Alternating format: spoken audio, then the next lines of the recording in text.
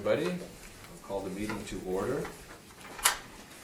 I will begin by acknowledging that we are in Treaty 1 territory and the traditional homeland of the Métis Nation. The panel today is, to my far left, Mr. Stuart McPherson, to my left, Mr. Jeff Pesh. The assessor today is, and I am Robert Buss, the chair. The assessor today is Ryan Valderrama, and the recording secretary is Katie Sutherland. We will be hearing applications for revision of the assessment roll in accordance with the Municipal Assessment Act. The matters for which revision is requested have been described in each application, and we will limit discussions to those matters. The statements that the applicants or the assessor make at this hearing are sworn testimony, and anyone speaking to the matters must be sworn in.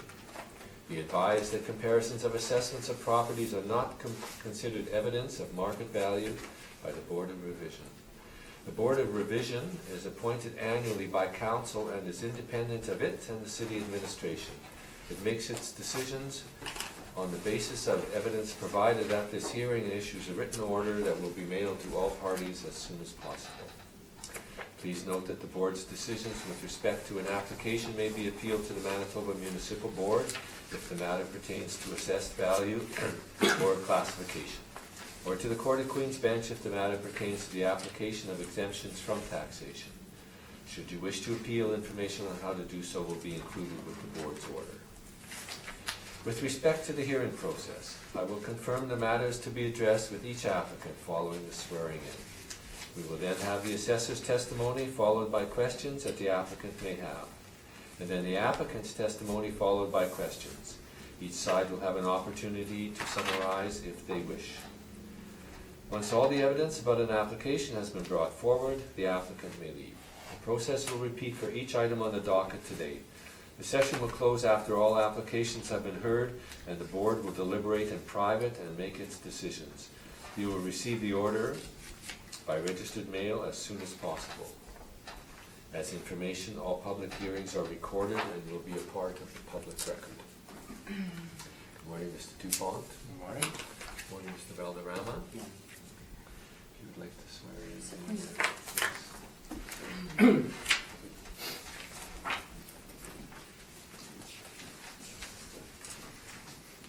State your name. Ryan Boardroom. Do you swear that the issue represent is truth, whole truth, and nothing but the truth, so help you God? Thank you. Please state your name. Henry Dupont. Do you swear that the evidence you represent is the truth, the whole truth, and nothing but the truth, so help you God? Yes, I do. I see that we have 7 apartments on the docket this morning. Yes, one is gone, yeah. One has been withdrawn. So, we will begin without further ado. 611 Jefferson. Mr. Valderrama. Thank you, Mr. Chair. The first property is a file number 19-2825. It has a roll number of 110-416-95500. It is located at 611 Jefferson Avenue. We're dealing with the roll year of 2020. It's in reference date of April 1st, 2018. The assessed value is $10,534,000. The property is a residential apartment with 1 building, 1 premise, and 7 stories. The actual and effective year built for the property is 1964. It has an average wall height of 9 feet with construction class of masonry bearing walls. It is zoned as multifamily, residential multifamily. It has a land area of 78,831 square feet, a planned area of 14,386 square feet, and a gross floor area of 102,816 square feet. On page 3 are a couple of aerial photos of the subject property. On page 4 are some rent comparables. They are all ranging from $987 up to $1,187 average monthly rent per unit. And just right below it is the map of the subject property and comparable rents. On page 5 and page 6, they're both the same. I'll just lead you through page 6. It's a bit easier to read. So the property has 102 units, and it has a monthly rent per suite of about $927.28. And it has a vacancy loss of 3%, an expense ratio of 49.29%, giving it a net operating income of $558,287. Applying the capitalization rate of 5.3%, the capitalized value is $10,533,717. Pages 7 and 8 are capitalization rate charts. The one on page 7 is the range that our department has. If we go to the multifamily section of the chart, we have as low as 4% and as high as 7.3% for cap rates, and that is as of April 1st, 2018. And if I might just read through this, if I may, Mr. Chair. On page 7, a direct capitalization method is used to convert a property's single year of income into an indication of value by dividing the estimated net operating income by an appropriate capitalization rate. Capitalization rates can be derived from properties that have sold by dividing each property's net operating income by its sale. For the 2020 general reassessment, April 1st, 2018 reference date, capitalization rates were derived from model-generated estimates of net operating income and sale prices that were time-adjusted to April 1st, 2018. The ratio statistics for the assessment and taxation department's income-producing models satisfy the standards specified and set forth in the standard on ratio studies, which was approved in April 2013, published by the International Association of Assessing Officers. These capitalization rates were further supported by a review of industry standard market reports and external property appraisals. Capitalization rate reports for the first quarter of 2018 from Colliers International Canada, CBRE National Research, and Cushman & Wakefield were reviewed. The City of Winnipeg Assessment and Taxation Department does have a wide range of capitalization rates, as all parcels in the city have to be accounted for. Variables such as size, age, and location will influence the capitalization rate applied in the calculation values. As I mentioned earlier, the following chart compares the published rates to the City of Winnipeg capitalization rates for the property types that are recorded. The 20th and 80th percentiles are also shown for the City of Winnipeg data, indicating a narrowed range of capitalization rates used for 60% of the parcel within the specific property type. In many cases, the published rates fall within 20th and 80th percentiles, indicating the tenability of the City of Winnipeg's derived capitalization rates. And on page 8, there are some actual sales. There are 4 sections. The third section pertains to the multifamily. There are 5 sales that are included. If I might just read through the blurb again, Mr. Chair. The following is a sample of actual sales that took place during the reference period. The purpose for showing these individual capitalization rates is to illustrate the accuracy of the model and substantiate the model-derived capitalization rates. They are not meant to be comparable specific to the subject property. Net operating income has been developed through stabilizing owner-reported income and expense information. Capitalization rates have been derived by dividing the property's net operating income by its sale price. So at the third section of the chart, we have the multifamily section. There are 5 sales, as I mentioned earlier. The first one is located at 191 Roach Street. It sold in February 2018 with a sale price of $3,610,000. There are 36 suites, and its effective year built is 1971. The sale price per suite comes to about $100,278, and the capitalization rate that was calculated is 4.84%. The second one is located at 394 Talbot Avenue, and it was sold in December 2017. It sold for $770,000. There are 11 suites and an effective year built of 1965. The sale price per suite is about $70,000, and the calculated cap rate is 4.03%. The third one is located at 285 Maxwell Place. It was sold in June 2017. It was sold for $2,225,000 with 23 suites and an effective year built of 1960. The sale price per suite is $96,739. The calculated cap rate on this one is 4.4%. The fourth one is located at 277 Langside Street. It was sold in January 2018 for $3 million. It has 47 suites and an effective year built of 1974. The sale price per suite comes to around $70,000, and the calculated cap rate is 6.09%. The last one, the last sale, is located at 333 Ward Avenue. It was sold in January 2016 with a sale price of $18 million. It has 103 suites, an effective year built of 2006, and a sale price per suite of about $174,757. It has a cap rate of 5%. And moving on to page 10 to page 11, this is where the 2017 income and expense information for the subject property is. And that's my presentation, Mr. Chair. Thank you. See if Mr. Dupont has any questions. Mr. Dupont? Page 5, your income approach, you have an expense ratio of 49.29. You don't show any individual expenses, so this is not site specific.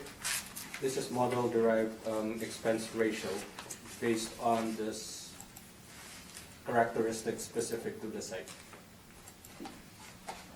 Your page 4, the rental comparables. Yes. Subject has 18 bachelors, and none of your comparables have bachelors. Correct. So would you say that all your comparables are superior in rent, indicating a lower adjustment for the subject? They can have a higher average monthly rent per suite. In terms of the superiority of these comparables, they're within effective year built, I would say, compared to the subject property. And total number of units, they're within the range. And gross floor area per unit, they're almost pretty close. So the superiority of rents may not be, the comparables may not be superior in terms of the average monthly rent. It's just because of the suite mix that it becomes higher than the subject property. Subject built 1964, and your first 3 comparables built 78, 77, 72, so would you say those are superior due to age? They're newer by a few years, I would say. In terms of, again, in terms of superiority, I mean, I didn't see all of these, so I'm not sure how well maintained these properties are. Subject has no balconies. Do any of your comparables have balconies? I didn't see the comparables, so I'm not sure. I cannot answer the question.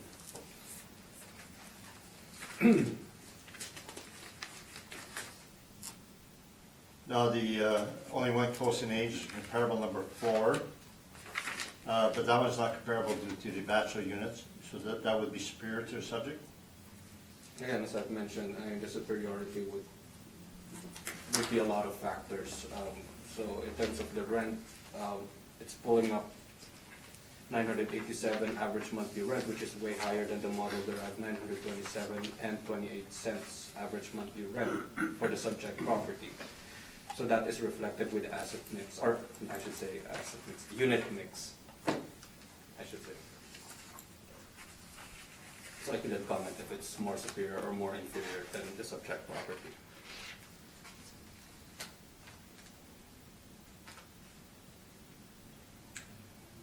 Your page 7, when you have the market cap rates, Yes? You show CBRE, high-rise, 5 to 5.75. Doesn't CBRE have a high-rise A, high-rise B? I don't know how they calculate their cap rates, to be honest. This was just the published rates that we found, and I'm not even sure how many high rises are here, are included in the range. They could be way less than what we have. So you don't include the CBRE study in your report? It's not, the entire study is not attached. These are just, I believe these are what we found based on the research. And your cap rate comparables on page 8? Yes? The first three, Roach, Talbot, and Maxwell, would you agree that those properties were bought with the intention to renovate? Again, it has been brought up in the past hearings, and they may be bought with the intention to renovate. However, we are allowed, or based on IAAO standards, for as long as we don't use an NOI after the renovation, these sales are valid, and we can include them to come up with our cap rates or model-derived cap rates. Would you agree these purchasers are not buying on the existing income stream, they're buying on the future income stream after renovations? I am not sure if there is an intent on that one. I don't know. And your last two comparables, to some Lang side, that's the same cap rate that Altus has, is that correct? Looks like it, yes, correct. And 333 Ward, Altus has that cap rate, but we're higher, I believe 5.13. You know how you arrive at your 5%? I believe it was based on an appraisal that was done. It just leads to 5%. However, 5%, 5.13%, they're pretty close. So I don't really give a lot of weight on whichever's decided, either 5.13 or 5%. Do you have any income approach on any of those cap rates to show how you arrived at it? Not attached here, but the way we calculated our cap rates, these are all straight actual NOIs from the 3 years, or yeah, 3 years, a few years of income and expense information submitted by the owners or property managers. But you had to do stabilizations of individual items, is that correct? Whatever was provided to us in the income and expense reports or mailers. Do you have any of the supporting documents, those 2 years of financial statements? As mentioned, I did attach them, but they're on file in our office. That's all the questions. Thank you. Thank you. See if there's any questions, Mr. McPherson? So page 5, this is all model driven? Page 5. Yes, correct, sir. Okay, so there's been no overrides here. None, sir. Okay, and is it an average condition quality building? Is that, Yes, based on our information, sir. and when was it last inspected? No, I don't know. You don't know? However, if I look at the actual and effective years built, there's no significant upgrades or renovation that was done that would warrant a change in effective year built. So I'm not sure when was the last time it was inspected for minor permits or anything like that. So the assumption is not just that it could have been improved, but also it could have deteriorated. So it's average condition. It is average condition, that's how we quoted it. Thank you, Mr. Chair. Thank you. Thank you. Mr. Pesh? I note from your photo on page 3 that there appears to be parking around the building. Yes, sir. Your page 1 describes outdoor parking 0. Is the parking around this building attributable to the subject property? Yes, it is. I'm not sure why it's registered 0, to be honest, but it looks like it should have parking stalls. Yeah, it should have parking You've stalls. offered us the number of units and the average rent per unit. Is there any revenue attributable to the parking? revenue is gross, so it includes other sources of income, which includes parking. So the model captures that already, sir. Okay. Other questions? Thank you. Thank you, sir. Thank you. On page 11, the owner's statements here they have submitted, the potential, gross potential income, I think they're higher than what you have. But when we get down to the net, they're a little lower. And I see there's a repair and maintenance, $278,000. Correct. That's about, maybe 20% or something. Is that high, or does that seem high to you, or out of line, or is that normal amount? In my opinion, this is high for repairs and maintenance. Yeah, that's my opinion on that one. You haven't looked into it further to see what it's all about? No, I wasn't able to look into it further. That's all my questions. Thank you, Mr. Chair. Thank you. Mr. Dupont, if you'd like to take us through your information.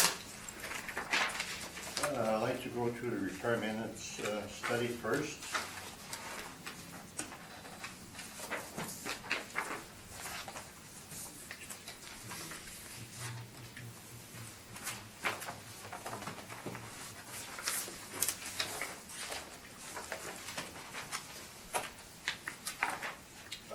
So the first page is a table, two tables. The first table is the CMHC table. They show rent for different age groups. However, their age groups includes renovated property, high rises, low rises. They mix everything, and therefore they're a lot less reliable than the rents that we have on the next table.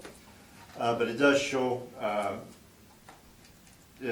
60 to 75, the rent's 989, 992. So when you have a rent 1,000 or more, it's on the high side.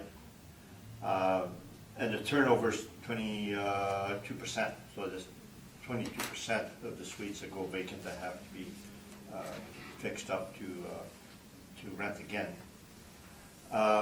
Then we have our table, and we have 15 categories, and we show the ages and whether it's renovated or not renovated. We also have garden style, because those tend to be a wood frame with higher repair and maintenance.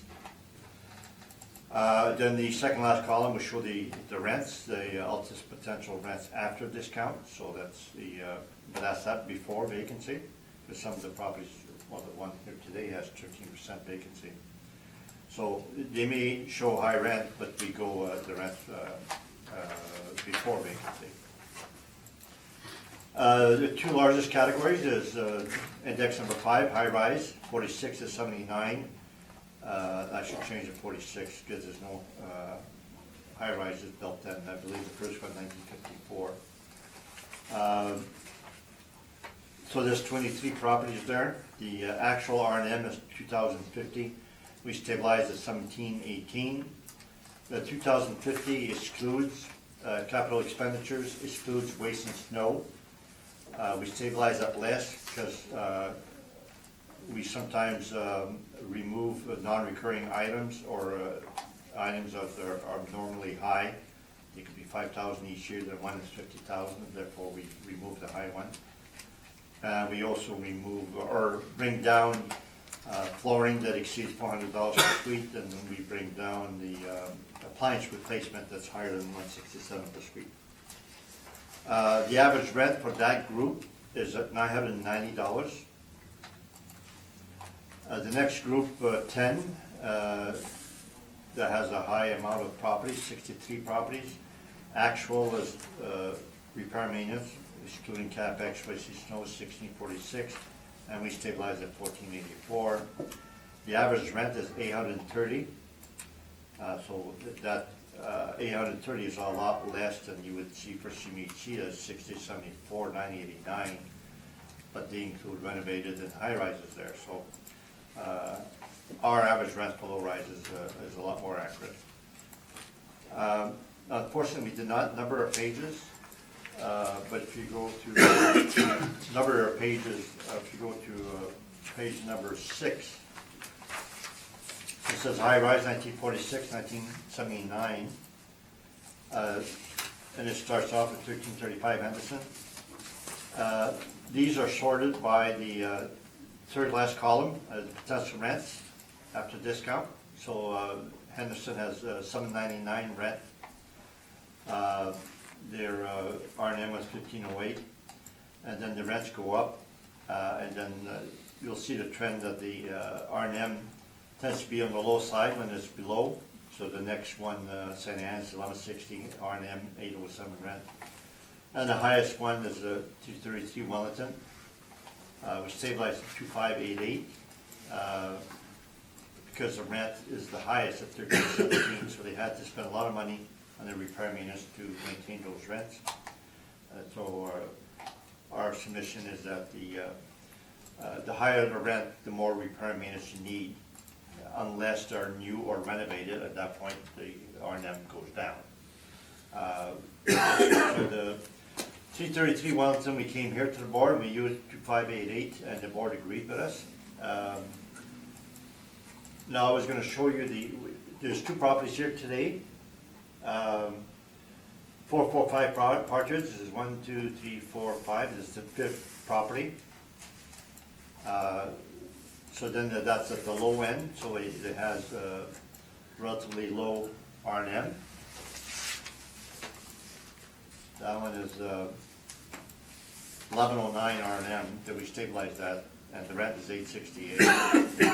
So it has low rent and low repair maintenance. 311 Partridge is the next one, and that's rent is $9.95, so you can just follow it in the third last column because the rent increase. So we stabilized at 1820 R&M, and the rent was $9.95. The next large group is page 11. That's the one that has a full page of statistics. That's the low rise 60 to 79.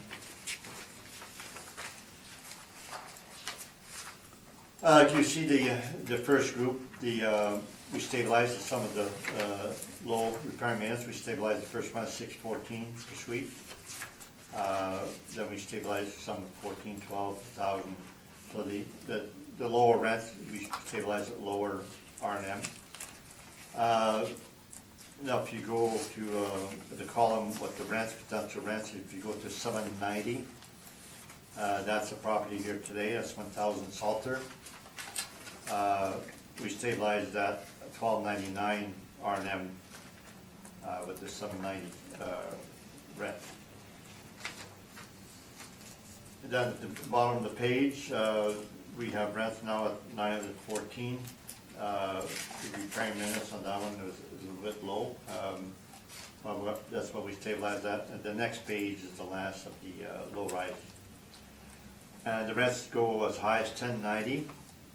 On that one, they had to use 1865 rent, repair minutes. Now we show the size of blue, how many years we had, and you see on that page it's 555, so we had 5 years. Most properties is 5, and now and then we have 3, but most of them are that. So I believe on this page we don't have any of the properties that are here today. So we stabilize all properties on a site-specific basis that we end up with averages on page 1. So on the low rise and the high rises, we use a maximum of 2,000 per suite for repair and maintenance. We do site-specific, we'll go less naturally in that. And some the properties are lower than average. We don't bump them up to the average. In order to get an average, you need about half below and half above. So we go site-specific and all. This gives you an idea of what the rents are in relation to the repair and maintenance. That's my report on this. I'm open for questions or present my cap rate and rebuttal and report and questions then, or it's up to you. Why don't you present all your information, the cap rate, go through the cap rate study with us if you like, and you can give us your report and then we'll ask questions on. Okay, cap rate study. Page 1 is the summary of what we have. It shows what the assessor's cap rates are and what ours are. The assessor table, they have some cap rate 4.6 and 4.2. We found out from hearings, this is for small apartment blocks, usually under 20 suites. So they give a lower cap rate for the mom and pop, so most properties that come here today would be either 5.3 or 5%. The assessor has a cutoff 1974, then you go to the next category, where the cap rate goes from 5.3 to 5. We make the cutoff at 79.80. We believe that most properties built in the 70s are all the same, and it's not fair to have a quarter or a 0.5% cap rate difference for properties that are all built in the same decade. Very similar. So we have a paragraph at the bottom about the change in cutoff years. And the apartment count is on page 95, the last page. That's from the assessment department. So the effective year built, 60, 74 is 716 apartments, and 75 to 97 is 422. And after 1997, there's now 156, so there's been quite a bit of construction of new apartments in the last 2 years. If you look at page 93, as of January 2015, there's only 93 new apartments. Now there's 156, so they built 15 new ones, so that gives pressure to existing properties and the rents. There was virtually no construction between 1980 and 1994. That's when the interest rates reached at 20%. So there was lack of construction. So I believe the 422 is mainly pertaining to the properties built 75 to 1980. Nevertheless, most of the apartments built in the 70s would be all very similar, should have all the same cap rate. Page 3, we show 9 comparable cap rates. It shows the age, etc., what the cap rate we had. We have remarks, and we show on 3 of them that were renovated for the sale, and then the last 3 were new, and those are pure cap rates, and they're not buying for future income stream by with renovations. They are buying on the existing income stream because the rents and conditions are maximized already. So the second comparable to the one on Lang's side, so 5 comparables, that age group 66 to 74. The last column shows that average is 6.15, and therefore for that age group we give it 6%, but we go to 60 to 79, that's 6%, because we believe the 3 comparables, 72, 73, 74, will also be good comparables for 75 to 79. And then we got 3 new comparables, Ward, Beach, and Saltview, and those 3 built after 2006 averaged 5.38, and therefore our cap rate 1998 plus at the bottom is 5.25, which is well supported. Next page, page 4. We have the CBRE and Collier's cap rate. And the Collier's cap rate and CBRE start on page 85, I believe. So we do have the documents behind that. And Collier's, I show the first quarter 2016, first quarter 2018, because these are the valuation date for 2020 and 2018 assessments. Collier's for high rise, they had 4.75 to 5.75, they're now 5 to 6, so the change is the cap rate went up a quarter for the low end and a quarter for the high end. For a low rise, it went up at 0 for the low end, but a quarter for the high end. So they're now at 6 maximum, before they were 5.75. And we adjusted those cap rates in red because they include land transfer tax, and that is calculated at 0.1%. And those pro formas from Colliers are shown the next paragraph. They're on page 25, 40, 55, and that's their pro forma for those particular sales, and it does show that the cap rate they calculate had the land transfer tax, and it came to 0.10%. An increase in cap rate of 0.25% as per color is due to increase in mortgage rates by 0.6%. And you have a quote from them, which is on page 86. And they'll say that the investors are going to see the effects of interest rates, and they're saying the multifamily would be the first impacted due to this sector having a lowest spread, cap rate minus interest rate. The commercial properties tend to have higher cap rates than apartments. Bank of Canada rate, the next went up 0.75% from the two reference dates, and the mortgage rates at the bottom went up 60 basis points. So it makes sense that the cap rates go up 0.25% because the mortgage rates went up 0.6%. Then after that, we have on 6, 7, 8, etc. We have the income approach on each of those properties. It shows the financials that we had, that we stabilized, and we have the documentation on each of the properties, the financial statements, the photos, etc. For all those particular cap rates. That's my cap rate report. And I have rebuttal on the assessor's cap rate.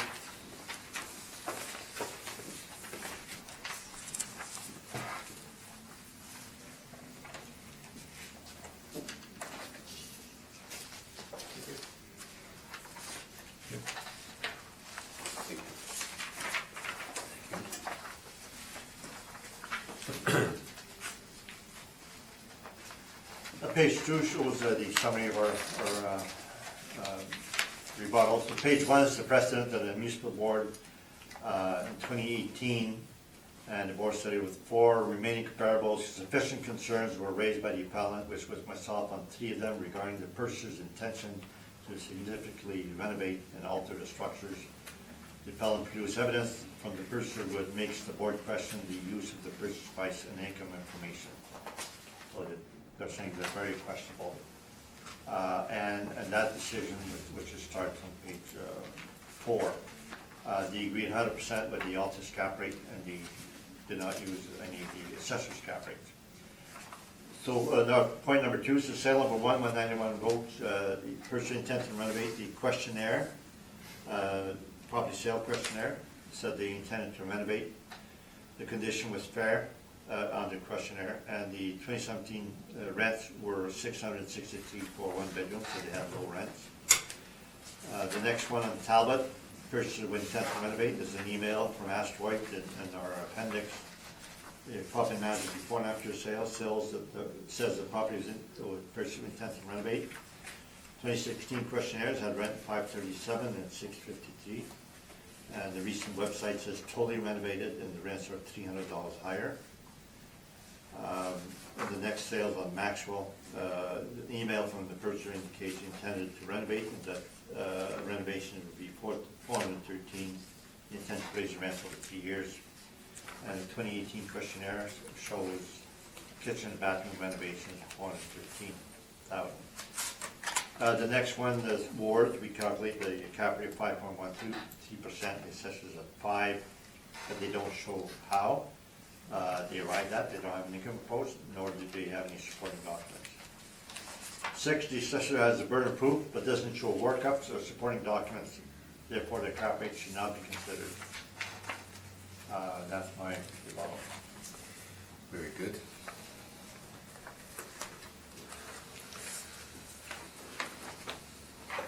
Oh, I should do my report now, Uh, or a question of those 3? I'll ask the assessor, would you like to question him on anything he's presented, or would you like to hear his presentation? Just a question, or a few questions regarding the cap rate study for apartments document. Okay, we'll go through this first and then, okay, go ahead, ask. Yeah, we just noticed on page 6, there's a column that says pro forma. On page 8, there's RVA column, and page 10 another pro forma column, page 9 another pro forma column. Are these included, or page 11 another pro forma column, are they included in the averaging and stabilization? No, we would say what they are for each one. So the first one, page 6, is the average 2015-2016 is the repair and maintenance. We stabilize each individual item. So the rents are stabilized at the rents at the time purchase, so they had increased the rents. So individual items are stabilized, and usually we don't include the pro forma average, and if we did, we would say so. No, okay, particularly, okay, let's deal with page 6. The potential market gross rents is 78,845 on the subject stabilized column. It looks like it came from the pro forma? Or did it not come from the pro forma? Or I guess my question is, what is a pro forma? What's the concept of pro forma? Is it an estimate? Or That's a is real it an estate actual? agent that is their document putting the property up for sale. And so they would, on this one, it's a Collier's pro forma on page 25. And they'll show the rents, and they show actual, and they show how they stabilize. So therefore, a pro forma, it would be very accurate on the facts that they state, and the stabilized, it's an opinion. So we have to be able to separate one from the other. But when they state that the rents, and they give you the data on the rents, that it's the current rent, and that has been increased and went through the RTB, et cetera, those are factual. So the pro forma on particularly page 6 is an actual, $78,845, an Yes. actual rent. That's the actual rent at the time that they were putting up property for sale. So it went up from 38,000 up to 78,000. That's correct. So these are not estimates or anything that, projection kind of numbers that they perceive that the property would earn for that particular year. It says page 25, they're approved RTB rents. Okay. So approved, so there may be estimates for the coming year, right? I don't know the year of the pro forma too. I mean, I don't see if it's 2017 or 2016, but it looks like the average between 2015 and 2016 is 42,457 as actuals compared to 78,000 of pro forma. That's just my observation, Mr. Chair, and all the others, I mean, it's the same. And also, is it correct to assume that all of these properties here in the cap rate study have lower than 1,100 per unit of R&M? Based on just surveying, sorry, wrong pronunciation. Surveying the, Yeah, I believe so. We got 3 renovated properties which would have low repair and maintenance. We have 3 new properties which would have low repair and maintenance. We have 3 old properties with low rents, therefore would have low repair and maintenance because of that. So there are the type of categories that have low rents, low repair and maintenance, sorry. and you mentioned earlier in my presentation that there were renovated or intention to renovate, and you mentioned just quickly in passing that there are some renovated here, is that correct? They're sold after renovations.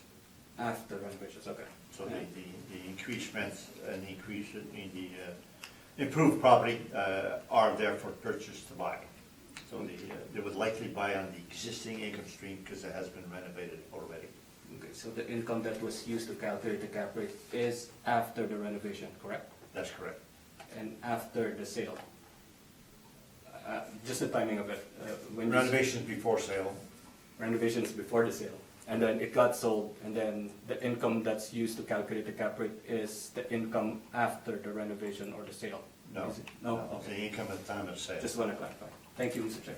That's all. Thank you. See if the panel has any questions. Just one observation, Mr. Dupont, you're saying that CBRE stratifies high-rise and low-rise apartments. Oh, yes. They don't really, do they? Yes. And NA is not applicable or not available? Page 90. Yeah. They say NA for a high-rise A. So there, High-rise A is not available, or Right. not applicable. So Yeah, they, but- they don't really stratify. but they do have high-rise B at 5 to 5.75. Right. So and the low-rise, they do have A and B, And the B would be for properties built 60 to 1998 or so, that in my opinion. And then the low-rise A would be the newer properties built after 1998. So the assessor's cap rate for low-rises is much lower than the 5.5 that the CBRE has for low-rise B.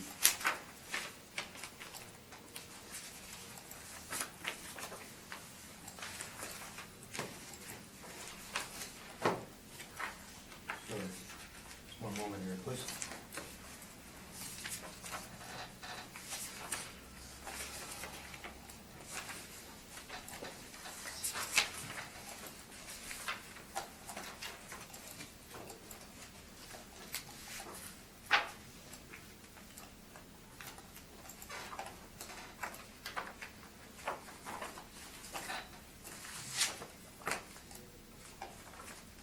Okay, but if I look at his chart on page 7, he actually does replicate all of the CBREs, the high-rise.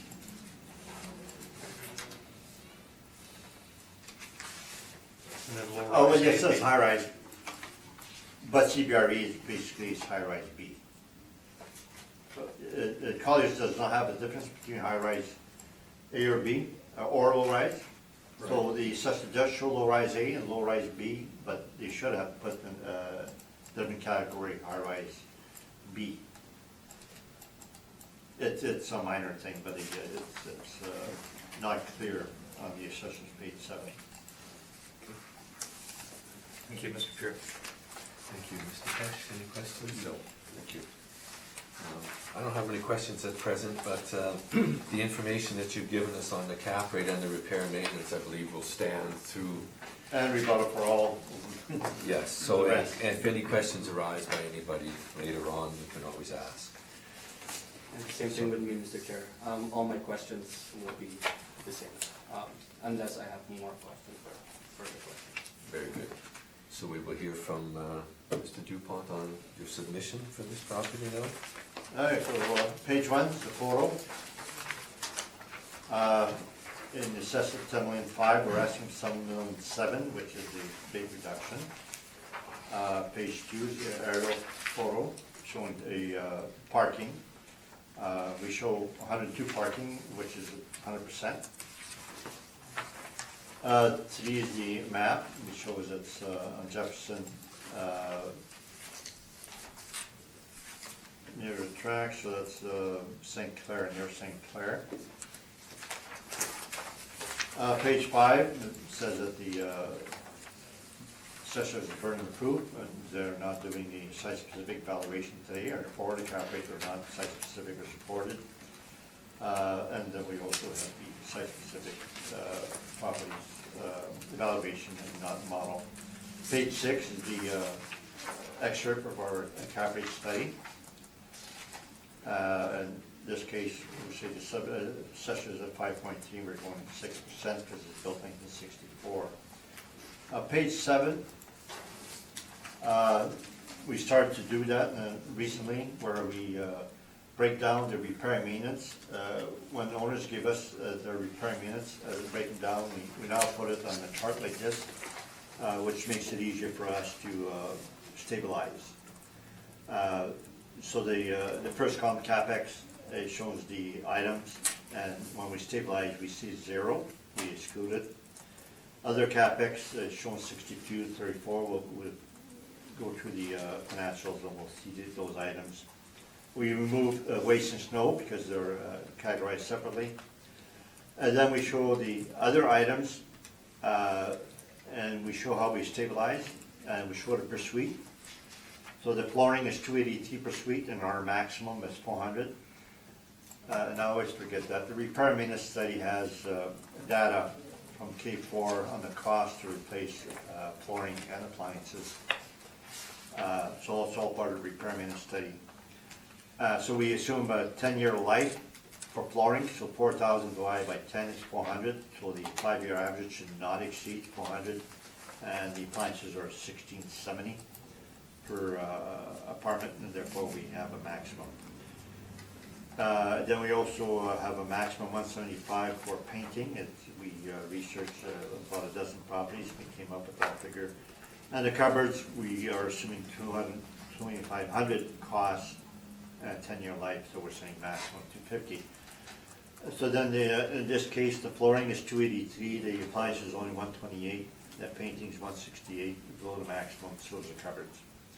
So we stabilized at the 5-year average for all these items. At the bottom, we have the repair and maintenance, less capex and less waste and snow. And that comes to 200,000, and on a per suite basis, that's 1964. So the figures in blue is what we put in the repair and maintenance study. These are the actuals, because it excludes the capex and waste and snow. And then we stabilize. In this particular case, we stabilized at the 5-year average for all the other items because none of those are either above the max or out of line. So we can go to the appendix, page 13. As a start, is a 2017 statement. Repair and maintenance is shown there, middle of the page, 278.78. And it's not broken down, and then we get general ledgers from the owner. Now also the page 13 has discounts, vacancy, and losses, 283,000, very high. And then page 14, the general ledger shows a discount, so it's 124. And it's important to us to break down the discounts and vacancy, because we calculate rents after discounts but before vacancy. So we'll show 124.91 on our spreadsheet. On page 14, it shows CapEx in the middle of the page. Exterminator, it was 63,000. Exterminator is usually allowed, but in normal amounts. This is the abnormal amount, so we disallowed it. So we show that under CapEx, so that'll be shown on our page 7. 2017, 63,000. I guess it just excluded. Page 15, windows and doors, 24,000, we excluded that. That shows on our page 7 on the top right for 2017. Recoveries, it's related to exterminators, we disallowed that, so it comes off the 60,000 they had. Page 16 is the start of 2016 payment. Page 17, we disallowed the exterminators for 34,000. So we assumed they had problems with bed bugs there. Page 18, we excluded the windows and doors, 44,000.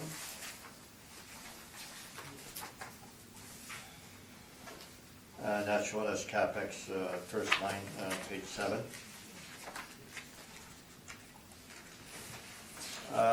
Then page 19 is start 2015 statements. Page 20, we excluded bathroom renovation, 15,547. That's 2015. And then we excluded the electrical. So electrical is usually allowed, but in small or normal amounts. So we kept the 9388, the regular electrical, and we excluded the 19979.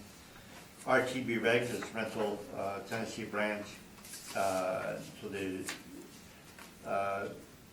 this owner separates them as to whether they're RTB or not, because with RTB they have to amortize, and when it's not RTB they don't have to amortize. So the 9388 is an expense that pass through without amortization.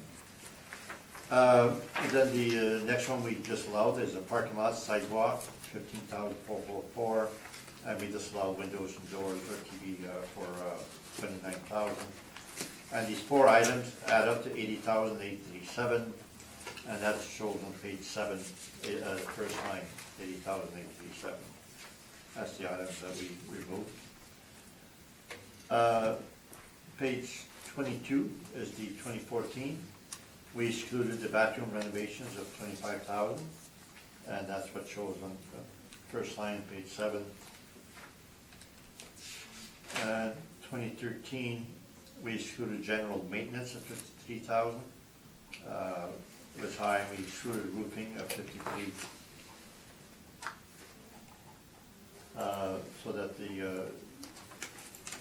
that is shown under other capex of 62,410 on page 7. And we excluded the bathroom renovation for 9611, which also shows it on the first line, page 7. So these are the financials, and then we have it now on the spreadsheet, which makes it a lot easier to stabilize. So we removed all these high items that we had excess, are shown as either capex or other capex. Page 8. So we showed rents for 5 years, and you can see that they raised the rents in 2013 by $1.6 million, and then he went up slightly, and then 2015 it went up to 1,154, and the discounts went up to 57, and the vacancy went up to 7.9. So the market is pushing back and those rent increases. Then they raised the rents some more in 2016, higher discounts, and the vacancy was much higher at 16.6, 205,000 in vacancy, so it's quite high. 2017, they actually dropped the rents, and the discounts are still higher. So it came down to 137, that's what we stabilized, and then they had high vacancy of 13.9%. The 3 average of vacancy was 13%, we stabilized at 13%.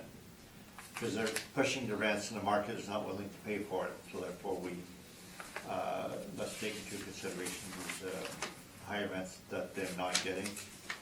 So the average rent after discount is $929, which I believe is high in relation to our cap rate study. This is built 1964, so it's a very old property compared to other high rises, which would be in the 70s or 80s.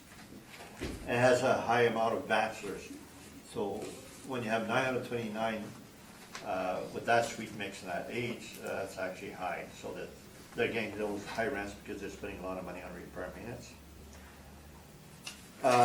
So then we add the laundry and parking, and the assessor has no laundry and parking, but their potential rents include the parking and laundry.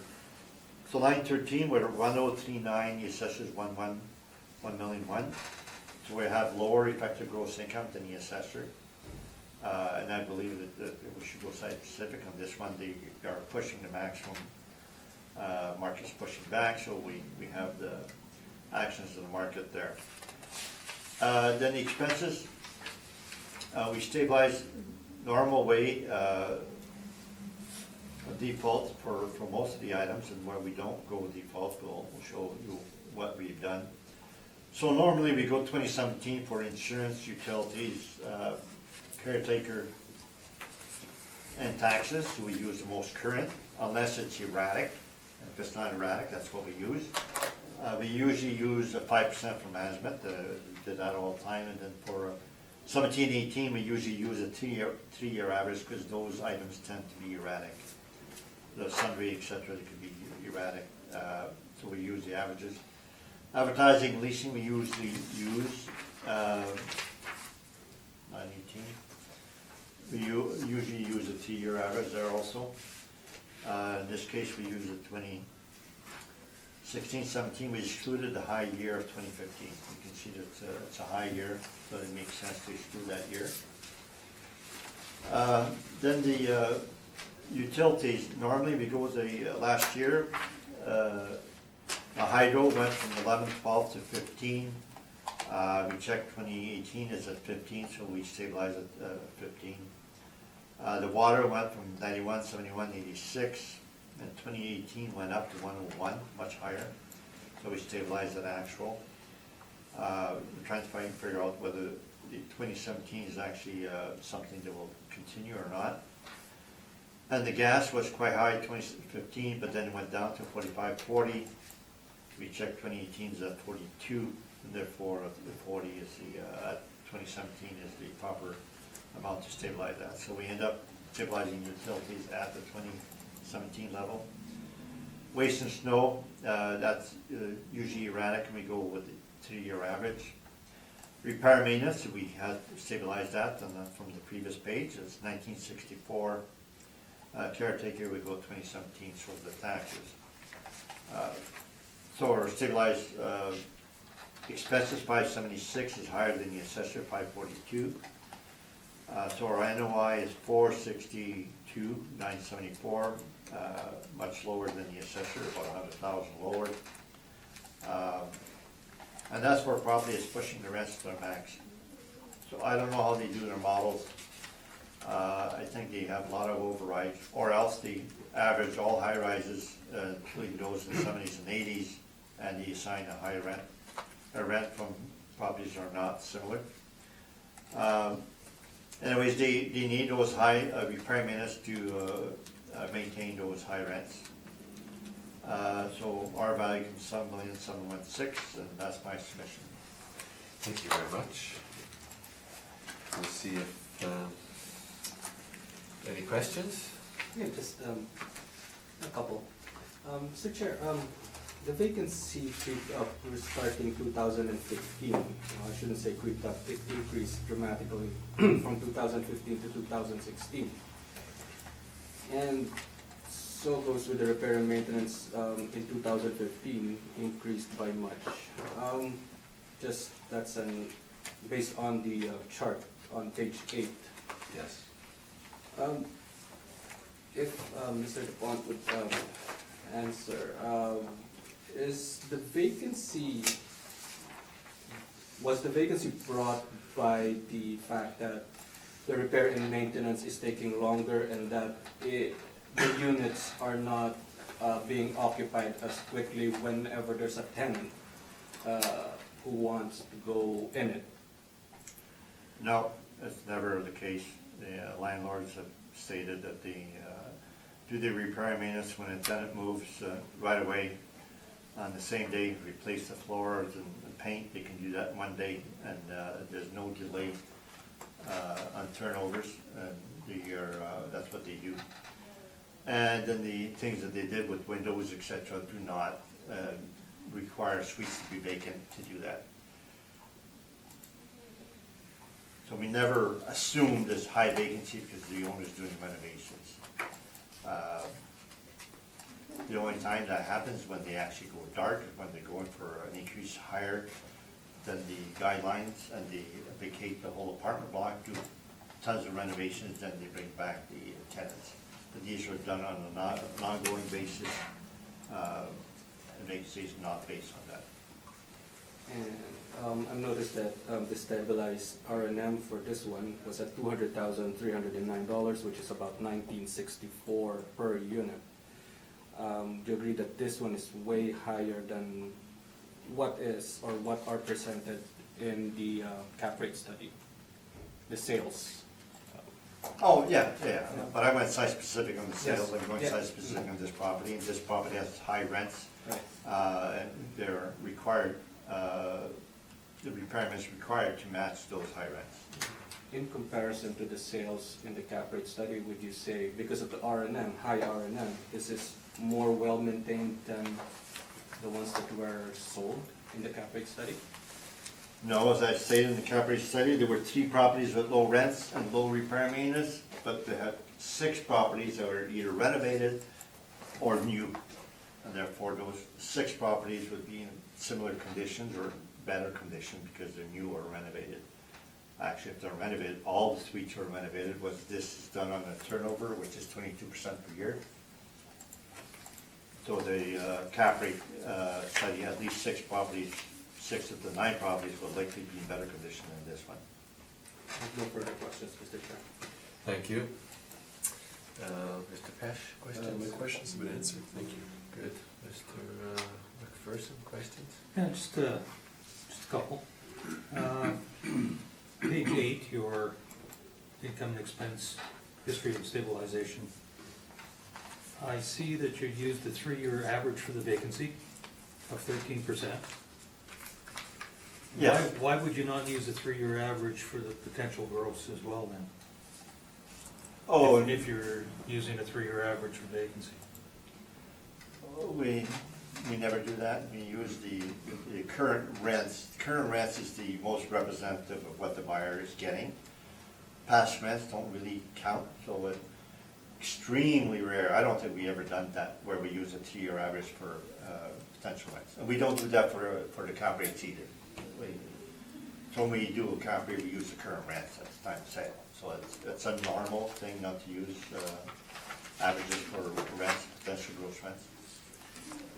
Okay, and then just kind of a question here, I don't know whether you can answer it or not, but 2016, the vacancy was 16.6%. 2017, it went down to 13.9%. But if I look at the utility costs, hydro's gone up like 21% and water's gone up like 12%. Wouldn't you expect those to be, I mean, sure, there could be an increase in the rates, but wouldn't you expect it to be lower with a higher vacancy? Wouldn't they be using less electricity, hydro and water? Well, I believe the water is the lowest in 2016 because it has the highest vacancy. And the water in 2017 went up, it's still lower than 2015. Now, if you're a buyer, you'll see these utilities will increase once the vacancy stabilizes down to a normal level. So the utilities that we have there also match the fact that the vacancy above. Okay.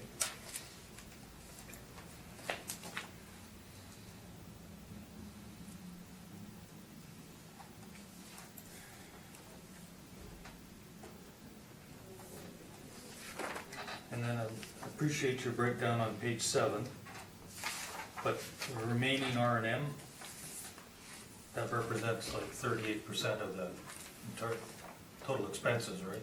Oh, those are all the small items that you see, and so So you don't bother breaking those up because they're small, normal items. so these other ones you're thinking are the significant ones? Yeah, we have maximum for flooring and appliances, because sometimes people are renovating and replace all the floors in 1 year, and that's not allowed as an expense.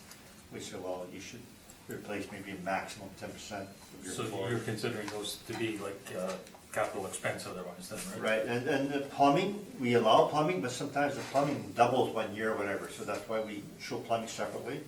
So if we don't see some items that are large or erratic, we just lump them in with the remaining R&M.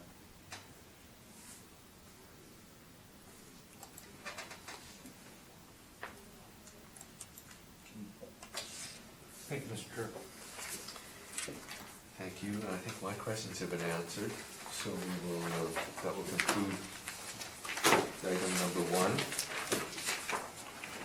And we will move on to item, perhaps we should take a little break. No summation. Would you like to, anything you'd like to add in summation, Mr. Valderrama? It's just an observation here that, the properties used in the cap rate study have lower R&Ms, thereby increasing net operating income, thereby increasing the cap rate. And those that are in question or on appeals right now, they're all way higher in terms of R&M. And applying the cap rate on a lower R&M property, on a higher R&M property, are we really comparing apples to apples in this? I mean, it's just a rhetorical question, but it's just some things that, I'm still relatively new, and it seems like it's just, comparing some properties that sold with a higher R&M to the ones that are appealed with higher R&M, and that's, I think that's just it. That's my summation. But other than that, I have no other submission from such. Thank you. Mr. Dupont, anything you'd like to add? Yes, our repairman study, 139 properties or whatever, we have averages, but you can see that we stabilize repairments at the low end when it's actually low. So that's what we do. We stabilize site-specific repair maintenance for either high or low. We have a maximum, 2,000 per suite. We don't have a minimum, maybe we should. But we've stabilized some in the $300, $600 per suite. This is either because they're new or renovated or low rents. So we are very consistent in stabilizing on a site-specific basis. The assessor has no supporting documents for their cap rates, no workup for the cap rates. We don't know how they've done it. And they got 3 of them that are bought with the intention of renovate, should be totally thrown out. The other 2 have similar cap rates to what we have. They support what we have. Thank you. Thank you. Okay, that will conclude the first item, and we'll take a short break. Thank you.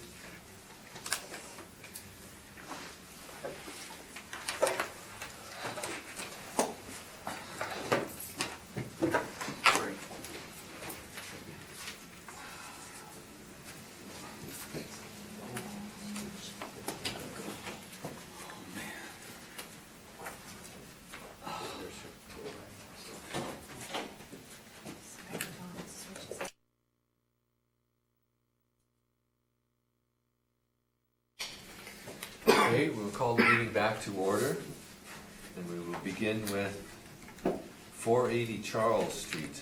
Mr. Valderrama, when you're ready. Thank you, Mr. Chair. The next property is a file number of 19-3524. Has a roll number of 14042177100.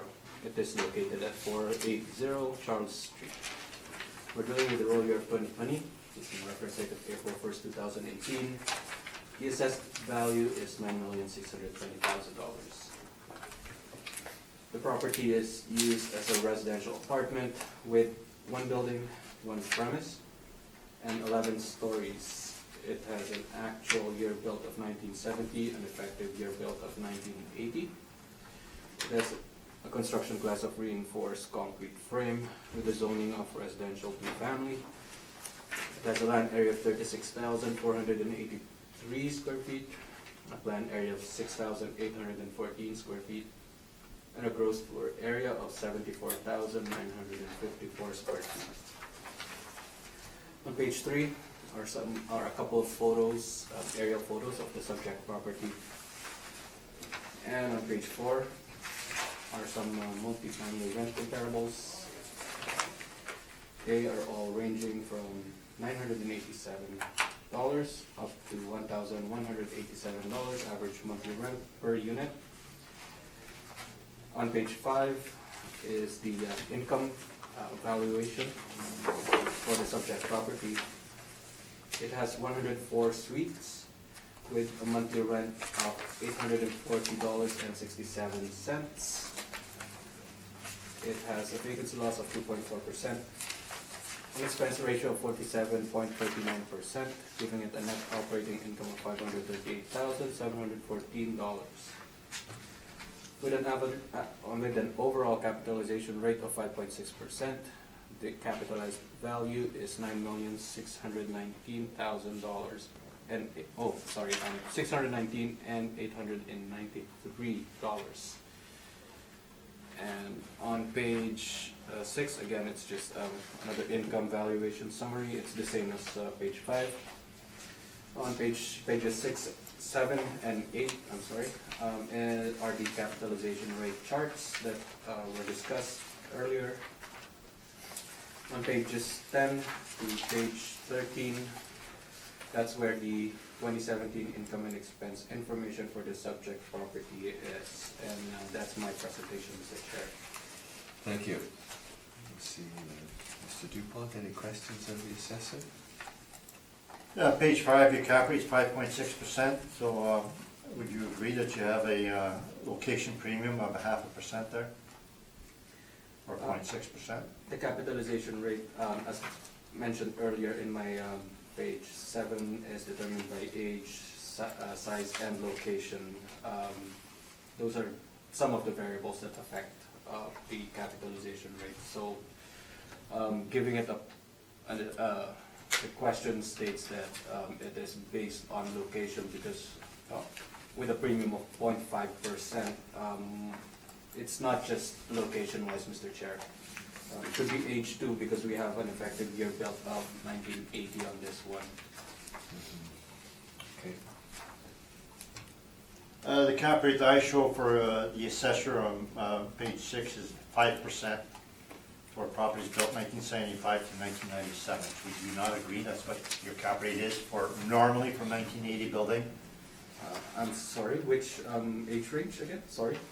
Well, my cap rate study, Yes? where I have the tables, Right. it shows the assessor's cap rate.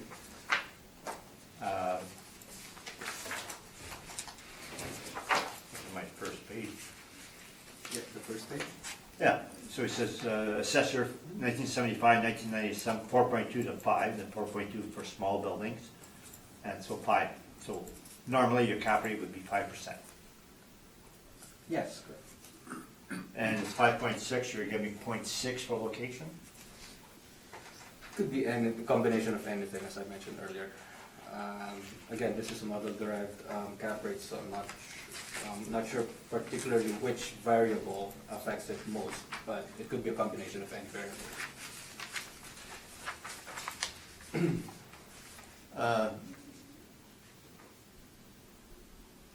The effective age you have is because it was renovated at one time? Do you know when? No, I wasn't able to attach that information or look into that further. Your page 1?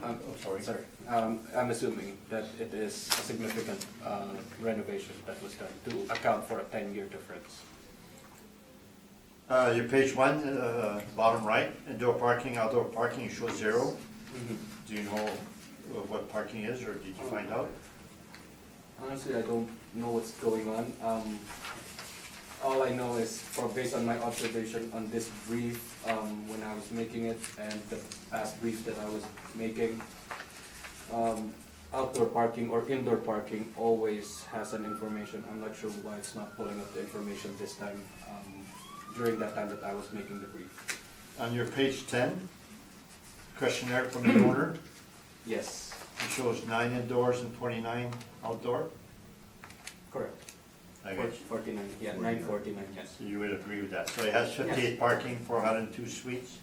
58, parking, yes, based on page 10. All questions? Thank you. Thank you.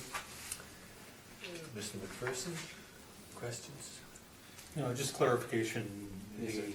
the rent you use, would it include any revenue from parking and laundry, et cetera?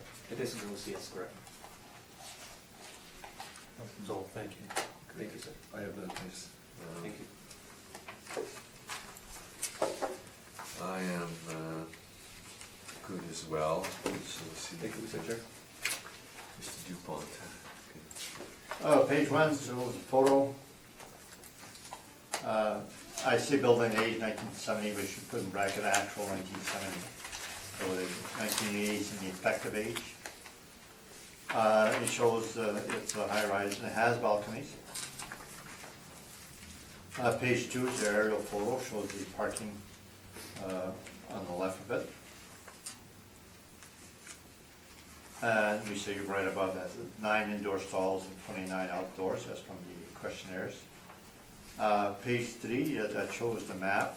It's on Charles. And the main street beside it is Main. And it's around the Church Anderson Cathedral area, so that's in the north end. And that's where the 0.5 or 0.6 location premium the assessor has. Page 6, property built 1980 would have 5.75%, and right below the table says Altus cap rate for 1980 is 5.75, plus undisputed 0.5% for location premium in the north end. So our cap rate is 6.25. Page 7, we also have a breakdown of the repair and maintenance. Now, the property was renovated in 2011. Totally renovated in 2011. So repair and maintenance is on the low side. So there was no extraordinary repairs or capex. Masonry, you could see there's a one red item there. 200, 1,557, 16, and 1 year was 12,000.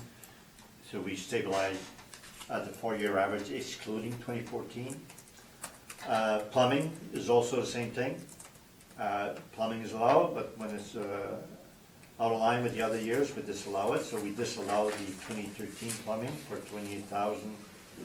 Fire and safety, we disallowed the high year of 18,000 for 2016. So that under the notes it says that the average is excluding the years. So the actual in blue, it was 1,038. That's the R&M excluding CapEx and waste and snow.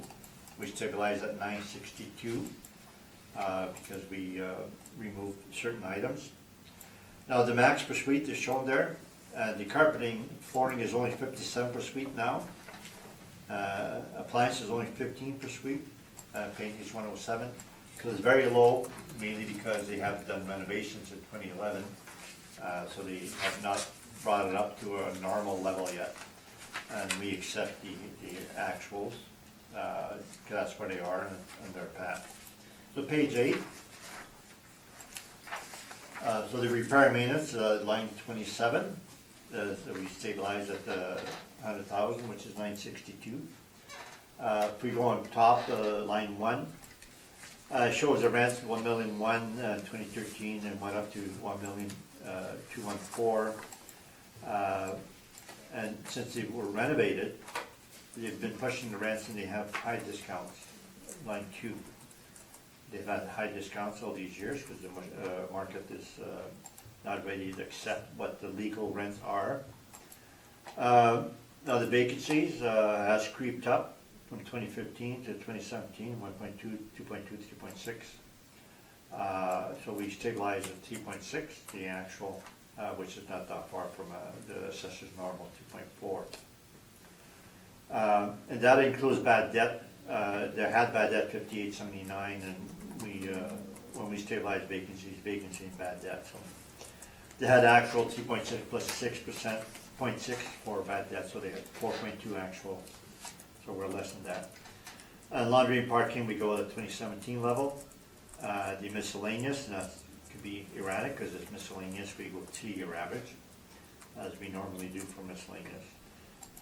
Then the expenses, we do it the normal way, default, where we go management always 5%, and we go 2017 for items like insurance, utilities, caretaker, taxes, unless they're erratic. The utilities, line 23, they 59, 59, 66, so that's not erratic, so we stabilize at 2017. Repayments we did already, the waste and stoves at 3-year average, taxes at 2017. So in the end, line 33, a net operating income is similar, we're actually 1,000 higher than the assessor. So it becomes a cap rate dispute only. So we're at 6.25 because the assessor is at 5.6, which includes a 0.5% premium for both. And the subject has 56% parking. So that's a negative, that's a risk on the income stream in the future, makes it more difficult to rent. So we're saying that we're going with a normal cap rate for that age group, 5.75, but as an extra factor for supporting that cap rate is the low parking. Suite mix is not that great, it's 84 one bedroom and 20 two bedrooms, so the suite mix is on the low side, or towards the 1 bedroom, so not very many 2 bedrooms. And that's my report. Thank you. Thank you very much. We'll see if the assessor has any questions. No further questions, Mr. Chair. Thank you. Mr. McPherson? Just one, you said you were using the 3.6 2017 vacancy. I think you said because the vacancy was increasing year over year from 15? Yeah, and that's not high. If you were like 10 to 20%, then you have to consider whether you're going to use a TR average or not. But when it's relatively low, like 3.6, we went with the 3.6. It's a judgment call naturally every time, but the 3.6 actual is reasonable, especially when the bad debt is thrown in there. Okay, so if you looked at it, it was decreasing every year. Would you use the actual there too? Or would it I- depend on the percentage of? I would have a vacancy? really hard time with the board if it was decreasing, I use the three-year average instead of the actual, right? You would say, well, you're, unless we're going at the market. So we tend to go market minimum, and then we have to be reasonable when we decide whether 2017 or a three-year average for vacancy. Okay, I thank you. Thank you. Mr. Pesh? I have no other questions. What year were the renovations done? Oh, it says bottom left, renovated 2011. 2011, and do you know how much was spent and what was done?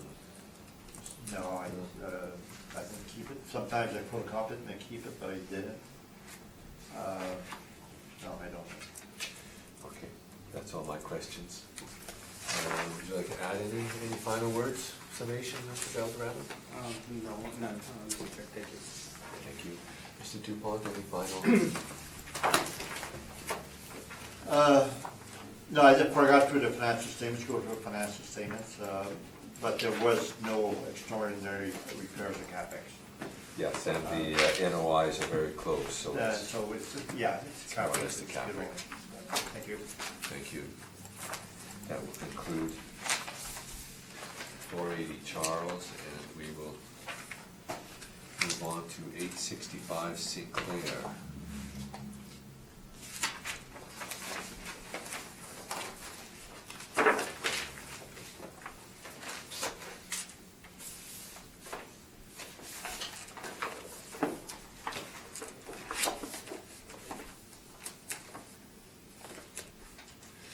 Whenever you're ready, Mr. Valderrama. Thank you, Mr. Chair. The next property has a file number of 19-3699. It has a roll number of 110-416-17100. It is located at 865 Sinclair Street. We're dealing with the roll year of 2020, using reference date of April 1st, 2018. The assessed value is $8,883,000 as a classification and liability of 20G. The current use is a residential apartment with one building, 9 stories, an actual and effective year built of 1973. It is a masonry construction class with the zoning of residential multifamily. It has a land area of 41,429 square feet, land area of 9,064 square feet, and a gross floor area of 81,576 square feet. On page 2, or 3, I should say, are a couple of aerial photos of the subject property. And on page 4 are some rent comparables. They are all ranging from $671 up to $849 average monthly rent per unit. On page 5 is the income workup. The property has 131 suites with a monthly rent per suite of $663.71. It has a vacancy loss of 3%, expense ratio of 53.48%, giving it a net operating income of $470,806. Using the overall capitalization rate of 5.3%, the capitalized value is $8,883,133. On pages 7 and 8 are the capitalization rate charts. On pages 10 to 12, and that's where the 2017 income and expense information for the subject property. It indicates on page 11 that it's a rent geared to income, and it's owned by Manitoba Housing, and that's my presentation. Thank you. Dupont, any questions of the assessor? So you show it's a rent geared to income, would you also agree that it's a seniors property, seniors housing? No, I wouldn't assume that because I didn't see the property, and I wouldn't assume. You wouldn't assume, so do you know for a fact whether No. it is a seniors or not? I don't know. That's why I wouldn't assume if it is or if it is not. I should clarify that. We appeal the classification of liability, so that's an issue. Would you agree that if it is seniors and nonprofit, you should qualify for the classification of school exemption? I would have, however, this is owned by Manitoba Housing and Renewal Corporation, which is a Crown corporation, I believe. And they have a specific section in the Act, which, if I may just quote, I just don't have that in my head. Section 21.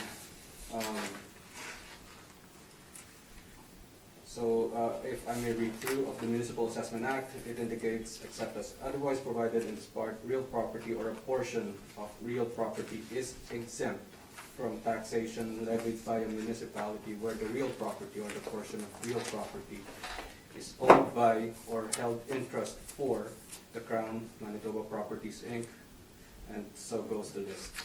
So I think that is where they should fall under. If we're gonna look at this on a class and liability status. So they are exempt, is that what you're saying? It indicates on section 1 that the real property is exempt. However, the reason why they are G or grant is because that is grant in lieu of taxes. Okay, So go ahead. section 21 only says they pay grants in lieu of taxes, and the grants should be the same, apply to same rules, other rules apply as to what their grant should be.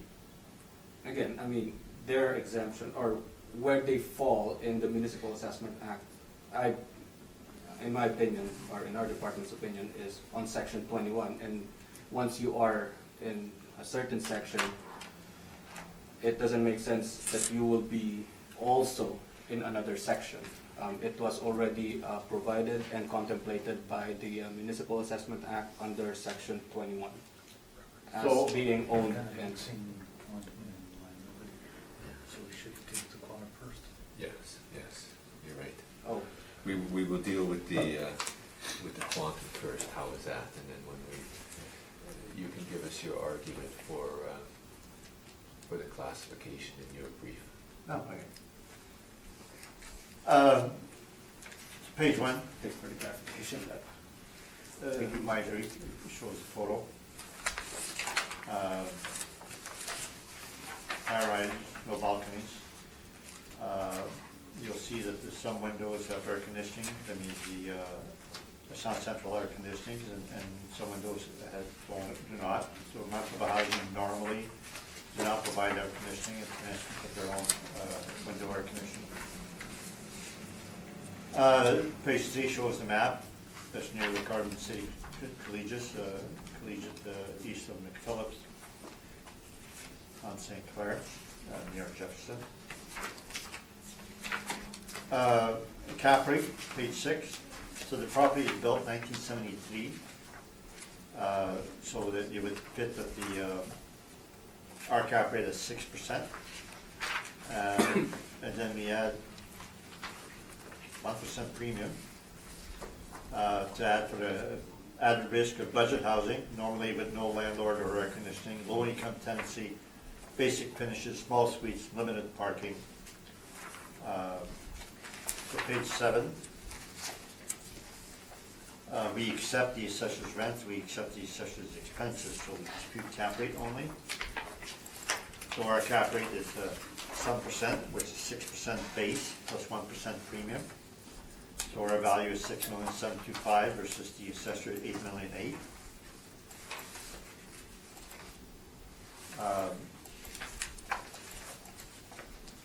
The appendix. Page 13 is from Age and Opportunity, support service for older adults. This property shows 865 Monash Manor. It shows up as under seniors.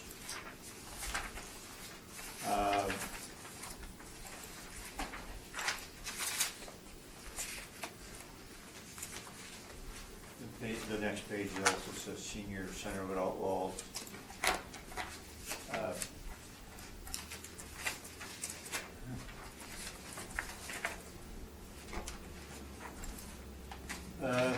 data from the website. Page 24, it's actually after page 16, so it's page 17.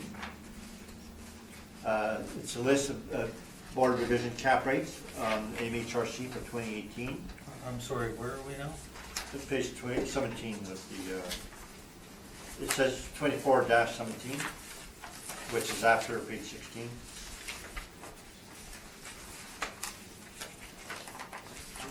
Page 16. And a list of BOR cap rates, the table, table. Mine seems to be kind of out of order here. 14, 16, 18, 20, Oh, 22, 24 no, go way before that. before that. Go the appendix. The appendix is numbered properly up to 16. So you start from page 16. after our brief. Thank you. Now I've copied this many times on other reports. That's why the pages changes all the time.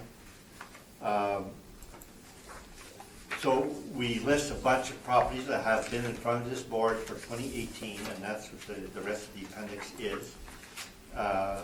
And we were asking for premium for social housing on all of them. Then the first one, the assessor cap rate was 6%. Our base cap rate was 7.75. Our premium for location was 0.75. And our cap rate for the social housing premium was 1%. Total cap rate was 7.5, and the board agreed with our cap rate 7.5. So the difference to the assessor was 1.5. Sometimes it's not clear when the board gives a cap rate as to how much they're giving for the social premium. So the next property, the assessor was 5.25. We were 6.75, including 1% premium. The board agreed with us. 300 Sucker, the board agreed with us. 7.25 to 7.25. Next one, Pacific and Martin, the board agreed with us. And 6 Strauss, our cap rate, there's 2 types of buildings, and we had 6.5 to 7, and the board used 6.5, which is 1.25% premium over the assessor, and our base cap rate was only a quarter for one part, so the board gave some kind of premium. Country, we were asking for 6.5, the board gave 6.25, so the board gave a 1% premium over the assessor. And the next 4, the board agreed 100% with all this, where we're asking for 1% social premium. So the next page is the decision of the municipal board. And it shows at the bottom, hearing date 2002. It's a very old decision, and nevertheless, I believe we have a newer decision from the municipal board in that regard. So this was a municipal housing property. Mr. Lucky at that time was working for municipal housing, and he was going against the assessment department. And the assessor, page 14, he was 9.5 cap rate. And the page 17, the agent pointed out this type of property represents a high-risk investment. And they explained, I guess I didn't underline it, but they were saying that the social housing. On page 19, the board is of the opinion that a cap rate 9.5 that the assessor had does not adequately reflect the fact the subject is more of a high-risk investment than assessor's comparables. So they used 11%, so they gave a 1.5% premium for the fact it was social housing. So that's my report on the value. So you want me to talk about class and liability now? Let's see if there's any questions on the value first, and then we'll deal with classification. But we missed, actually, my mistake, we missed asking, the panel asking the questions of the assessor on his report on value. Is there any questions, Mr. McPherson? Yeah, I have none, thank you. I have none either, so, okay. We will have questions of Mr. DuPont's for the presentation on value. Yes, there were quotes on some previous decisions regarding cap rates. I'm just looking for them, and which page were they on again? Oh, 17. 7. Oh, something where we have the table? No, Oh, the the- municipal board one. Oh, yeah. Over- Well, it's sorry, page 18, 18. 18 plus. And then we go back down to 13. Oh, okay, okay. So the board, municipal board, in these cases, use the assessor's cap rate plus 1% premium, is that correct? The board, this one gave These are 1.5% premium on page 19. Page Page 19, which is the end of the decision, page 8 of that decision. Okay, I have 16, 18, 20, what's the page 19 there? I couldn't find page 19. So, the 11% decision was based on assessor's cap plus a premium of 1%? Is that how it was? Plus 1.5. 1.5. Okay. And some other decision. Okay. And Manitoba Housing and Renewal Corporation, ownership of it, is it part of the provincial government? It's a Crown Corporation. I did get an email from them saying they do not give any profit to the government. Okay, and that's all the questions. So there's no distribution of any profit except to other nonprofit properties. Okay, thank you. Mr. McPherson, questions of Mr. Dupont on his? Yeah, just a clarification, that 1.5% premium, where is that? Oh, page 19 of the page 8 of the decision. I have I page don't 7 have and page 9. I don't have page Page 8. You don't have the page 8? No, 7 and 9. 7, yeah. Oh, I see. So I guess from That's the, why I can't find that 1.5. Can I just show the board, and then we can have a copy if you want? Yeah, just take a quick read here. Sorry, Steve there. These are all even numbers. Yeah. There's no odd numbers on the pages. Oh, okay. Yeah. Just to clarify why I'm trying to I say have that. the odd numbers. I have 3, 5, 7, and 9. Oh, yeah. It being a board decision, that's admissible at Yeah. any time, Yes, not considered. public knowledge. And I'm okay with it, Mr. Chair. I understand sometimes some pages got skipped and others, so.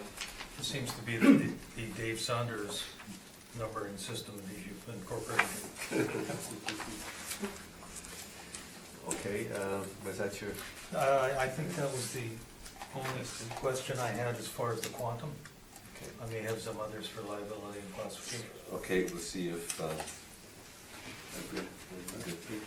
And, I'm good as well. So if you'd like to tell us why you think the classification is, or your story on the classification, please.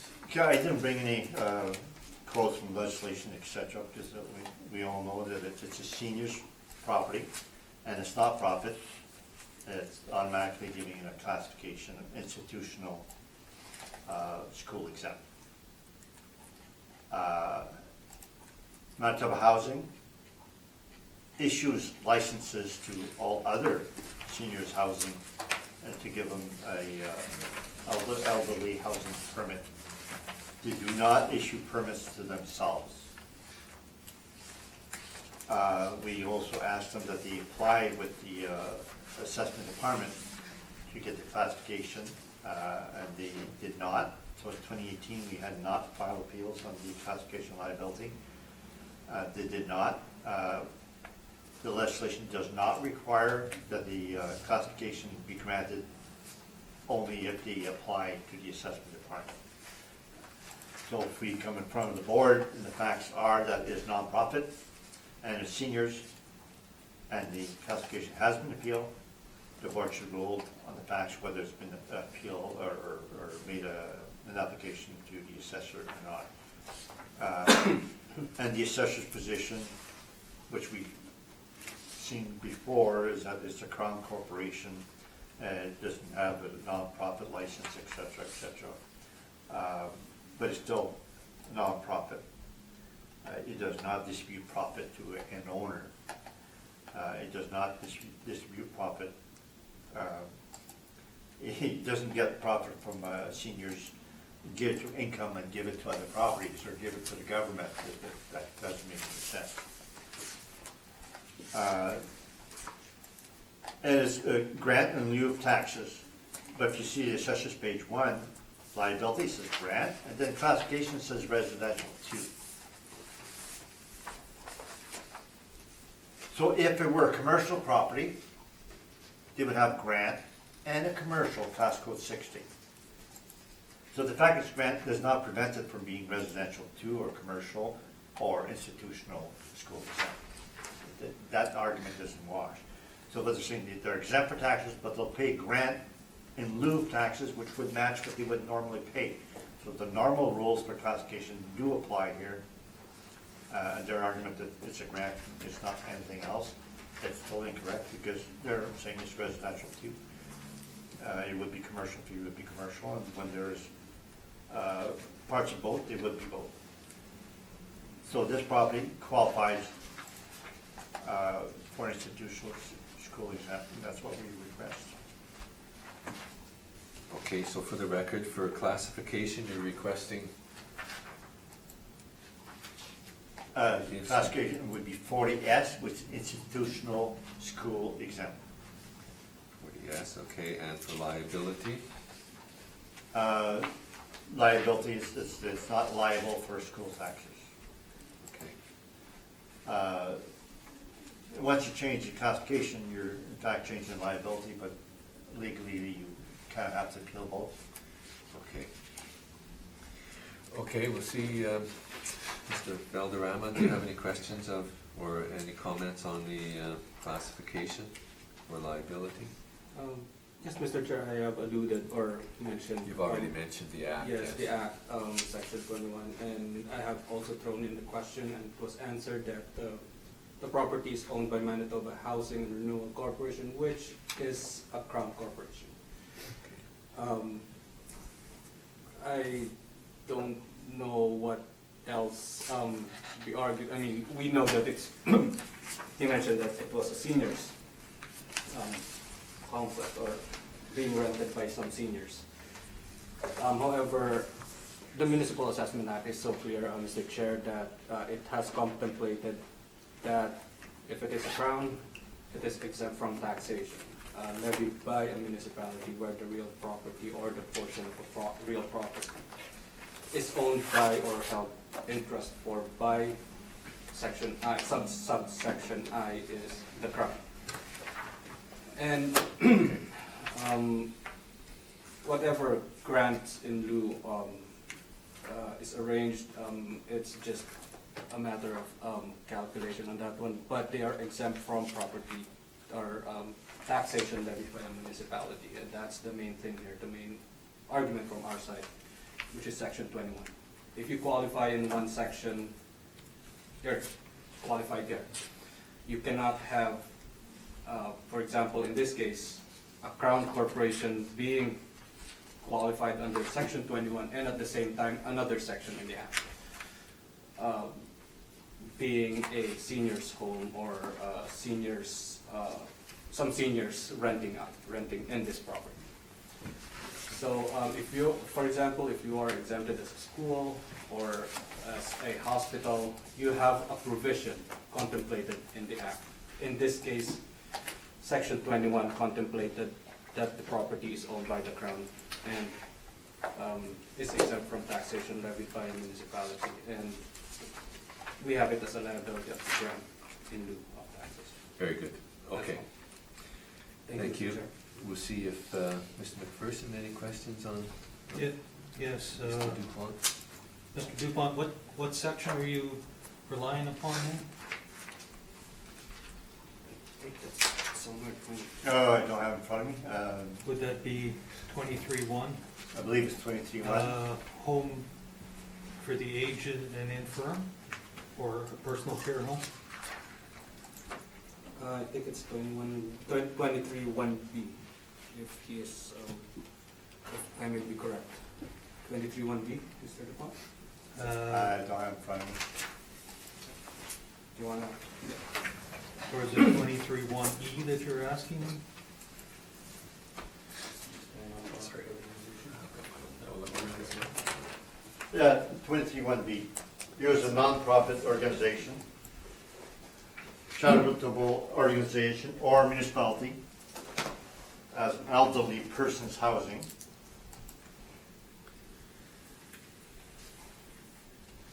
So it has to be nonprofit, or charity, or municipality, and be for seniors housing. And it doesn't say you need to apply to the assessment department, and does not exclude crown corporations. So this is an MHRC property though? It is owned by MHRC. So it's not a municipality. MHRC is not really a charitable organization. No, it does not provide charity receipts, but it is a nonprofit organization. It does not provide profits to the owner. Question on that one. So you're relying upon it being a nonprofit organization. That's correct. Question, Mr. Chair, on Yes. being a nonprofit. Nonprofit organization, is it in the Articles of Incorporation that this corporation, the Manitoba Housing and Renewal Corporation, indicates that it is a nonprofit? Because clearly it is a crown corporation. Yes. Some crown corporations like the Liquor Control Commission will take profits, or the gambling casinos, put it to the general revenue, give it to the government. This crown corporation does not give anything back to the government. They keep it inside to, for other nonprofit, or this one, basically, most of them have to be subsidized by the government to start with. Say They they don't make profit to start with. anyway. Okay, So the Articles of Incorporation does not, or does it indicate if it is a nonprofit organization? I should have brought that. I did get that from MHRC. They sent me a long email, and they give me excerpts showing that they are nonprofit. They do, and they say that they do not give any profits to the government okay. or any shareholder or whatever. Mr. McPherson, any Nothing questions? further, thank you. Mr. Pesh? So you're asserting then that the subject property is entirely occupied by elderly persons? Yes. And would it be characterized as elderly person housing as defined by the Elderly and Infirm Persons Housing Act? Yes. So what does the Elderly and Infirm Persons Housing Act say?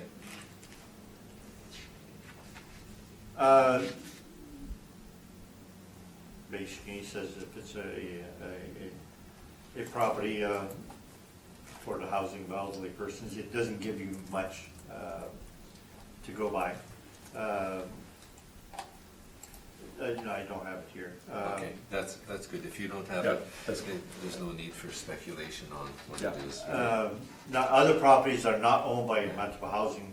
We don't have to go to the Elderly Housing Act. It's very simple. If it's nonprofit and seniors, it automatically gets the classification 40S. Okay, Okay. I have no other questions, thank you. I don't have any questions either. Leave it with us, and we will deal with the classification, and we'll finish with the value, so that will conclude. Short summary, anybody need for short summary? I think we've summarized it already, but Yes, I already indicated that, the ownership is, of course, it is the Crown. yes. For whatever it is used, it is owned by the Crown, and they have their own section in the Act. Section 21 clearly states that they are already exempt from taxation from a municipality, levied by a municipality, and whatever it is being used, it is mainly owned by the Crown. Yeah, And it's HRC. very clear that it is owned by the Crown, Thank you. and that's my summation. Mr. Dupont, anything in summation? His argument that it's grant and lieu of taxes, it doesn't make any sense because they do have a classification also on top of that, a residential too, and it would be commercial, it could be commercial, etc. So it does not prevent it from being 40S. They have a burden of proof, because it's Crown Corporation doesn't mean it's for profit. Some Crown corporations are for profit, the revenues go to the government with the casinos and liquor commission, but not this one. And they don't have the burden of proof showing that MHRC is in fact a for-profit Crown corporation. It's not. Thank you. Thank you. Okay, that concludes the 865 Sinclair, and we will move on to 1000 Salter.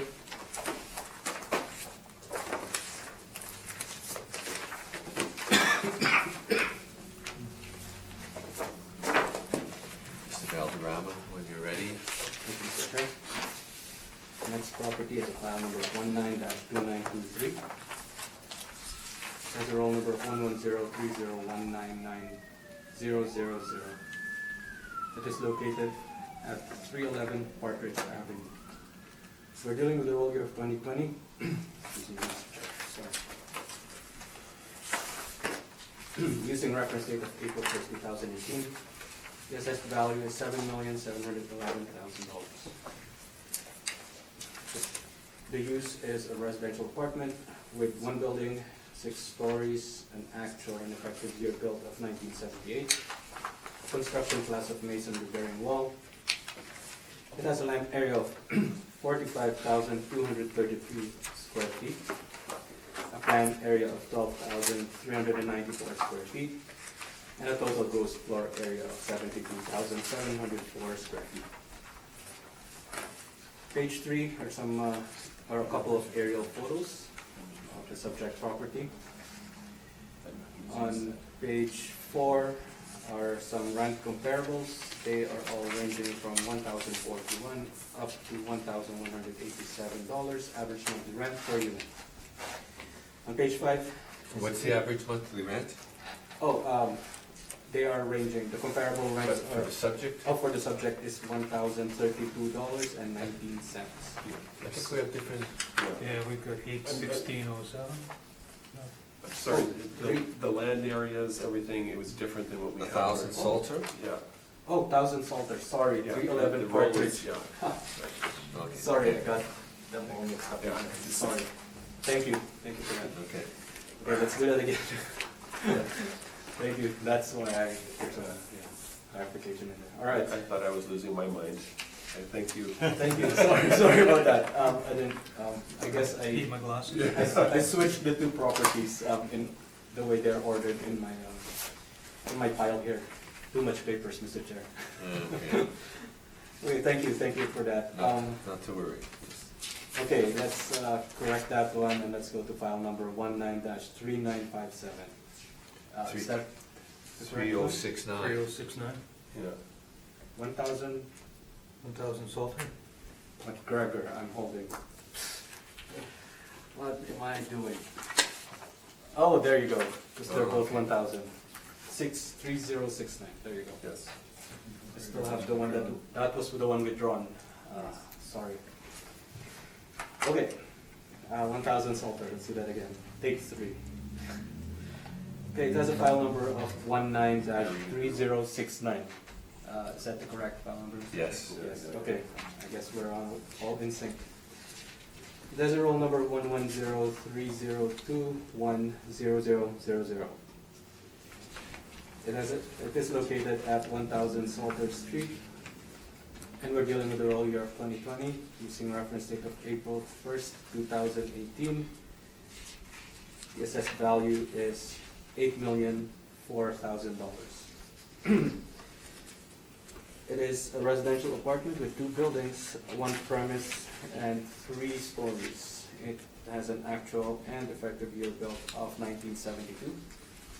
A construction class of masonry bearing walls and zoned as residential multifamily. It has a land area of 114,447 square feet. It has a planned area of 29,450 square feet, a gross floor area of 88,350 square feet.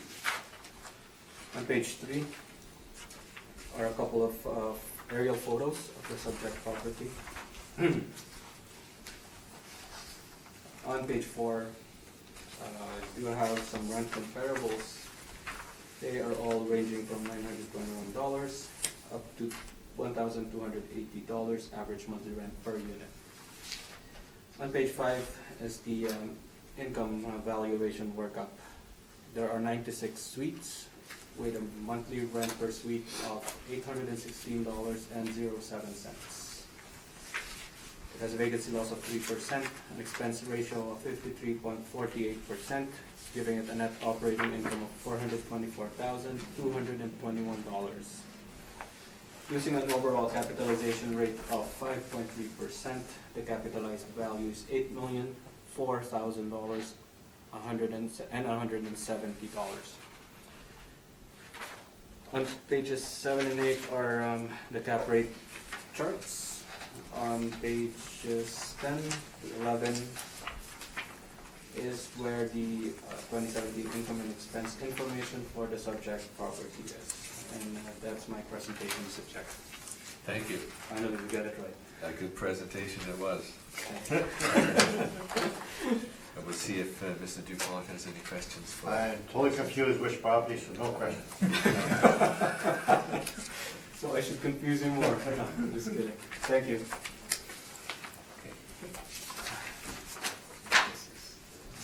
Page 1, photo, walk up, no walk.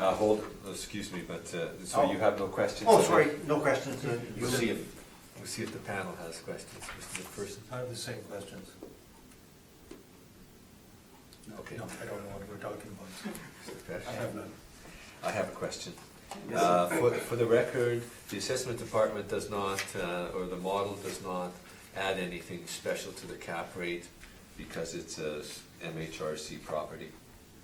It's being treated the same as any other property. But this Oh, one that's isn't. from the previous property. Well, this one isn't a, This sorry, is I group two. withdraw my question. Okay, thank you, sir. Okay, I don't have any questions at this time either, so yes, Mr. Dupont, please. Okay, so this is a for-profit property. Yes. Page 1's the photo. Organize ourselves. Page 2 is the aerial photo. It has 96 outdoor stalls for 96 suites. Page 3 shows where it is, sheltered. I believe that's Partridge and Leela, the two major streets going across that. Page 6, the cap rate is built 1972, so it falls at 6%. So recall, we had 5 cap rates in that age group. So we have 5 comparables to support that cap rate.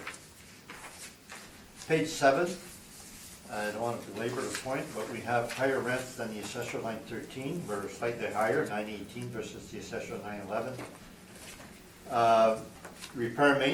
The rents is 790, the average rent line 3. So 1972 low rise, and our repair maintenance study indicated the rent for that age group was 830, so it's slightly below average. Repair maintenance line 27, they had a high year in 2013, 343,000, but the other years were lower, 106, 155, etc. We stabilized at the 4-year average, excluding the high year, which is 1299. There again, that's lower than the average we have in our repair maintenance study, which is around 1,600 or 1,500. So it has lower rent than average and lower repair maintenance.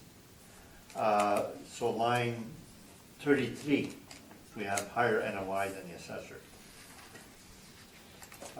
So we could say that we don't dispute the assessor's NOI and just say it's a cap rate. Nevertheless, you can choose between the assessor's NOI and ours.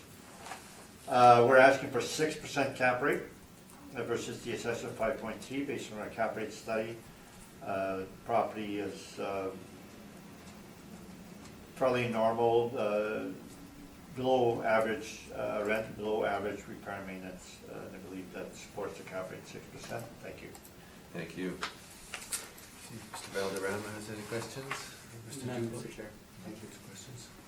Mr. Pesh, any questions? you mentioned below average rent, below average repair and maintenance. So are you saying the building generally for the vintage is slightly below average in terms of quality?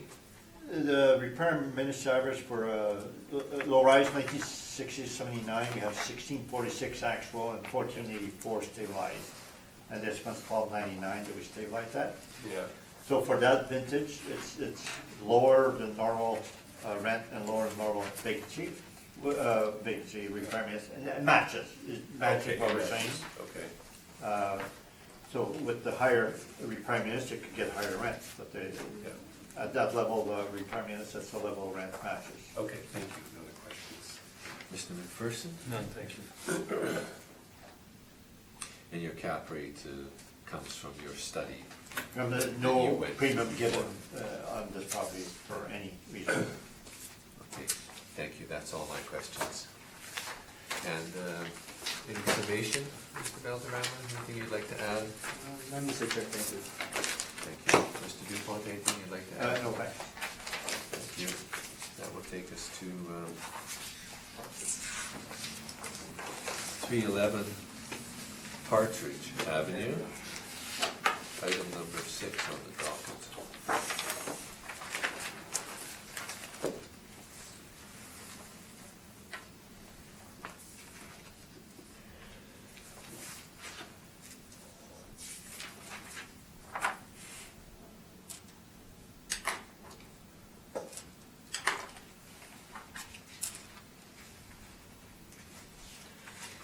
Whenever you're ready, please.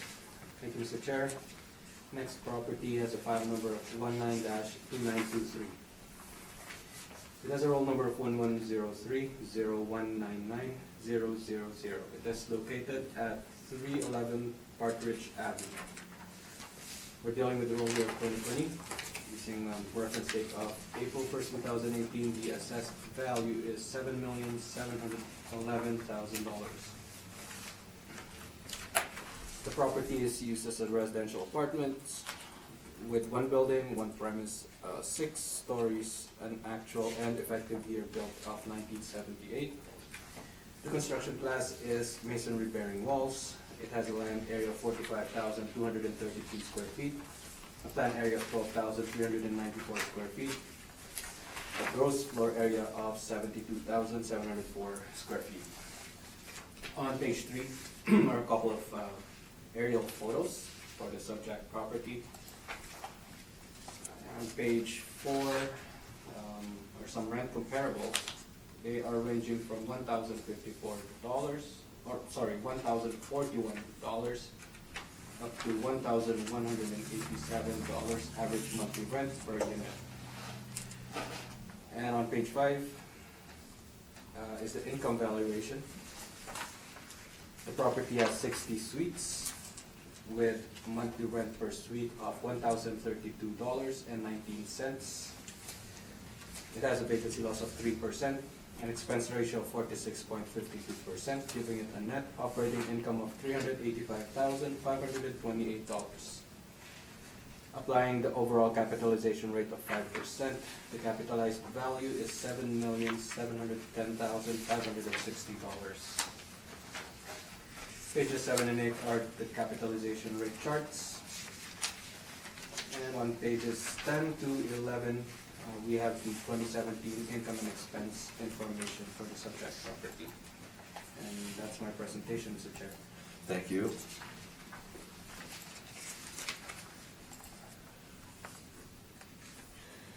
See if Mr. Dupont has any questions on the assessor? No question. No questions, very good. Mr. McPherson? This is all model generated, Yes, sir. and the 5% cap rate, 1978, I see the previous one in a similar location was 5.3 for 72, so where's your rate, 76? As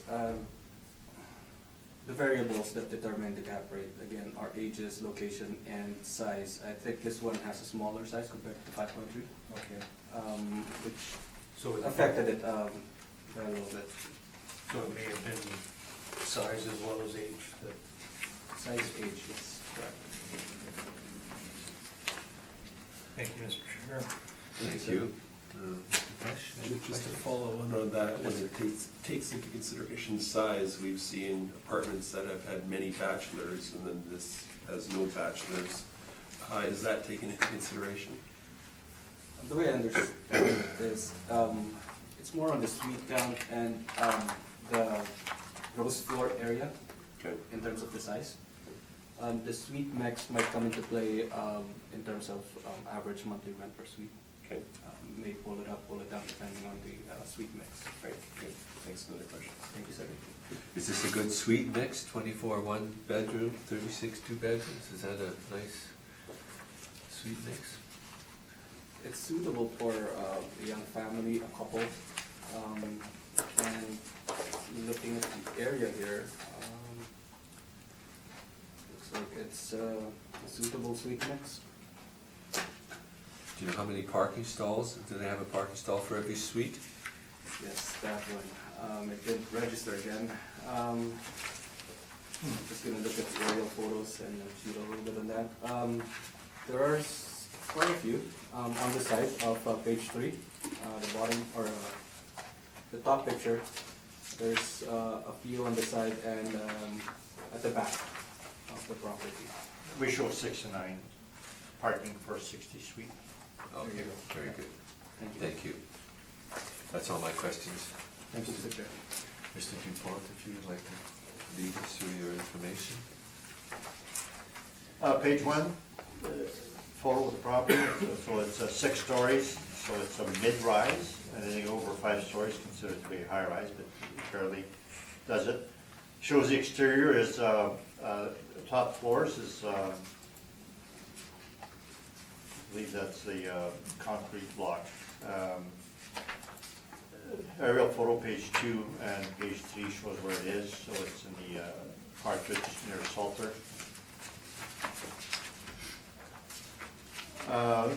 So the cap rate, page 6, so the property built 1978, and therefore we have it at 6% because we have 6079 for that 6%. The assessor, the second column, they have 5%. It goes from 5.3 to 5% after it reaches 1975. It's just above the assessor's cutoff.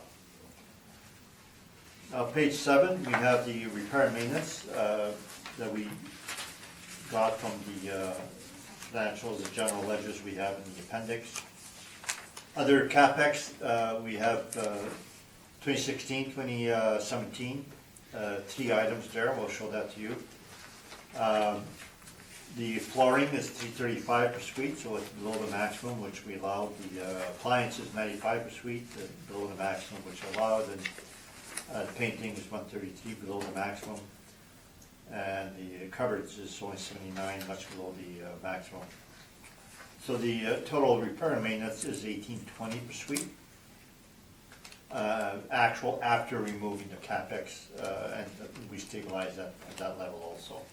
So if you keep your fingers on page 7, go to the appendix, starting page 13, and that's the financials where they don't give a breakdown, the repair maintenance or discount, vacancy, and losses. Page 14 gives you the breakdown. Shows the discounts on top, some 94. Page 15, we remove the CapEx windows and doors, 8288, and that's what shows on top of page 7 for 2017. And then the 2015-16, page 18. Roofing, 67,000. That's what shows on our page 7. We disallowed, and then other CapEx that we disallowed was the windows and doors, 7399, and that's what shows on our page 7. These are the items that show. So page 8 of our report. The property has average rent $995, 93. Very small discounts. Vacancy is 3%. Actual, the assessor's got 3%, we stabilized 3%. We had laundry and parking, so line 13, we're 710 versus the assessor 720. We should go with ours because ours is site specific. Expenses, we typicalize in a normal way, the actual for insurance, utilities, caretaking and taxes, and others are 3-year averages. The advertising, line 19, normally we go to 3-year average, it should be 61, but this time we went with the 2017, which is lower, 4150. So that one we departed from our default. This property also has cable, line 24, so we, that's part of what it offers, so it's part of their rent. And their repair maintenance is stabilized at 1820. Net operating income, line 33, is 317, the assessors at 385. So we have a big difference in the NOI. And then we have a cap difference, 6% versus 5%. And the 5% for the assessor is because it's beyond 1975, that's their cutoff. And I believe a 5% cap rate should not be for properties of that age, it should be for 1998 plus. I don't think it's proper for the assessor to have that low cap rate for 1978 buildings. It has relatively high suites, the gross floor area is 72,000 and the total suites is 60. So part of that is they have higher repair maintenance, cost more for carpeting and cost more for a whole bunch of stuff, because if you have a larger suite, you need more painting, such as more more of everything.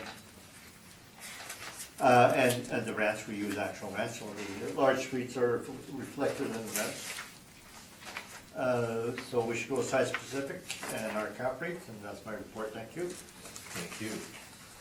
And we'll see if Mr. Valderrama has any questions? No questions, Mr. Chair. Thank you. No questions? Mr. McPherson, any questions of Mr. Dubois? No, okay, thank you. Cash, any questions? I'm fine, thanks. Okay, and I think you've explained it well, and I'm good as well. Any final words on this property? No, Mr. Chair. Thank you. Mr. Dupont? No.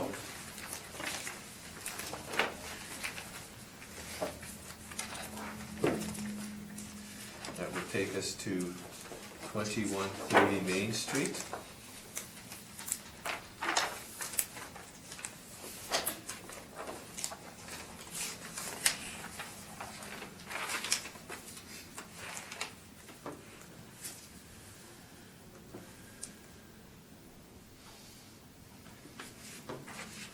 And whenever you're ready, please. Thank you, Mr. Chair. Next property has a file number of 19-4134. It has a roll number of 1105-179-7950. It is located at 2130 Main Street. We're dealing with the roll year of 2020 using reference date of April 1st, 2018. The assessed value is $7,387,000. The parcel we use is a residential apartment with 2 buildings, 1 premise, 3 stories. It has an actual years built of 1971 and 72. Same thing with effective years built. Its construction class is a masonry bearing wall with a zoning of residential multi-family. The land area is 82,844 square feet. The planned area is 27,750 square feet. And the gross floor area is 65,250 square feet. On page 2 are a couple of photos, aerial photos for the subject property. And on page 4 are some rent comparables. They are ranging from $891 up to $1,116 average monthly rent per unit. And on page 5 is the income valuation workup. The property has 75 suites with a monthly rent per suite of $884.35. It has a vacancy loss of 3%, expense ratio of 49.29%, giving it a net operating income of $391,500. using the overall capitalization rate of 5.3%. The capitalized value is $7,386,792.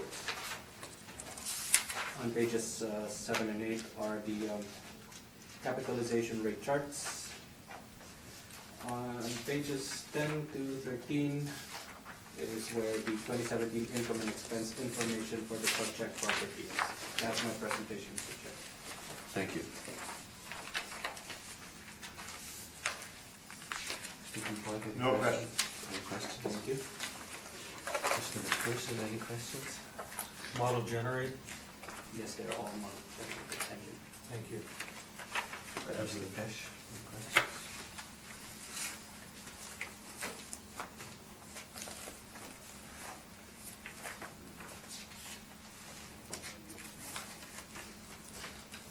Two buildings on this property. Yes, that's correct, Mr. Chair.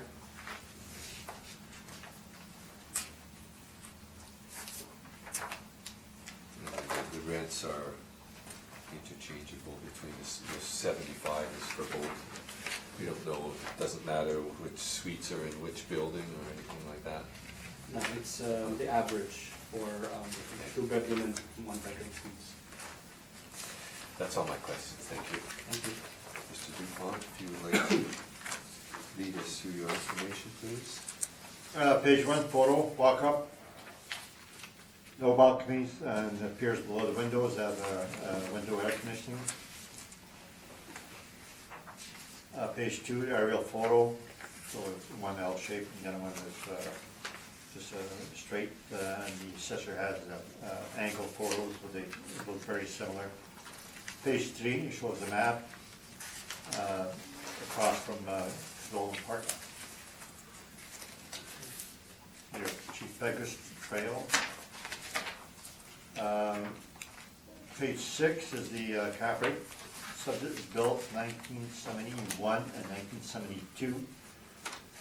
And we have 5 cap rates at that age group, so we got the 6% cap rate versus the assessor 5.3. Page 7 is the repair maintenance. You'll see extraordinary repairs, 12,000 2014, 307,000 2016, and then they had a credit 2013. So we exclude that. Flooring replacement is $252 per suite, below the maximum. They had no appliance replacement, apparently, or it's categorized elsewhere.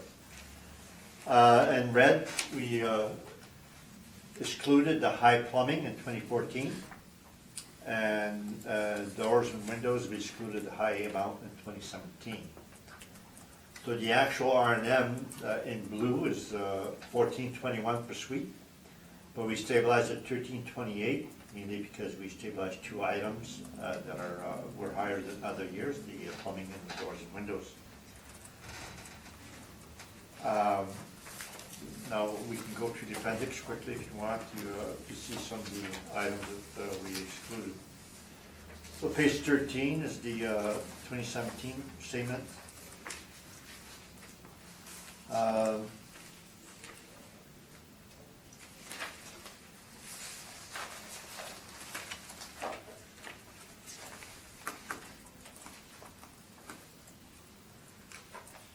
The bottom page 13, they have that credit for 13461, which we disallowed, which was a credit against the exterior repairs. That's the only item. Well, the doors and windows, 23,906, we excluded that. That's towards the top under expenses. And then page 17 is the start of the 2016 statements. And that's one where we removed 307,000, right at the bottom, page 17. It says exterior repairs. So we disallowed that. 2015, we made no adjustments. And 2014, page 25 is the start of 2014. We disallowed the 12,111 at the bottom. Exterior repairs, we disallowed that. We don't have an X beside it. We should. fourth last item. Doors and, plumbing, 35,881.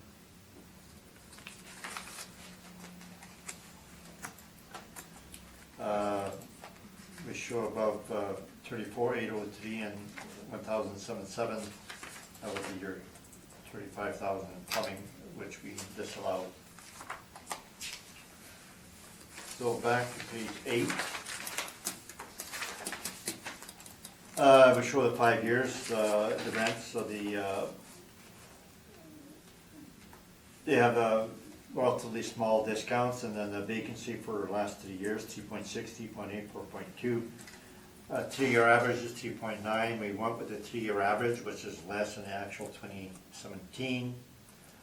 The rents is $894 for 1971 walk-up, and our requirement study says it's $830 is the average for that age group, so it's above average rent. Line 13, so we end up with higher EGI than the assessor, mainly because it has higher rent than normal. Then we stabilize items. The utilities are quite stable. We stabilize virtually everything the normal way, I believe. And the repair and maintenance, we stabilize at 1328, so it has low repair and maintenance, lower than average. But that's what we went with. We don't bring it up to the average. So the NOI is 385,000 versus the assessor 391, so we're very close. But we should go with ours, because ours is site specific. We apply 6% cap rate, we get the value of $6,004,000. That's my report. Thank you. Mr. Valderrama has any questions? No questions, Mr. Chair. Thank you. No questions, Mr. Pesh? Any questions? I have no questions. Mr. McPherson? Good, thank you. Thank you. And I have one question. I think you went over this earlier, but for the record, on page 7, these numbers, the max per suite, say 400, 167, 175, those are from your studies of all the... The repair and maintenance study, actually, which I didn't go through, but on page, towards the end, we have data from K4 on the cost of the flooring and the cost of appliances. They go through their general ledgers, they give us a whole bunch of data. We got averages for 1 and 2 bedroom.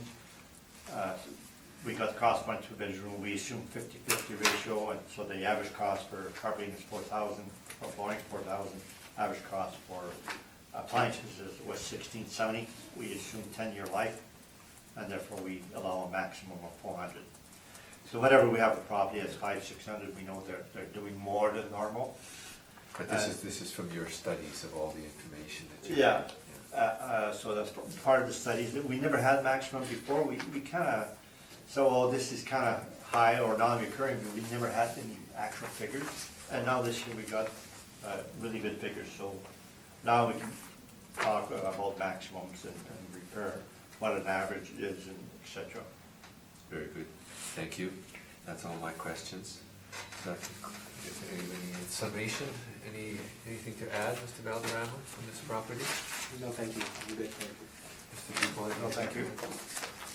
That would take us to number 8, 445 Partridge Avenue.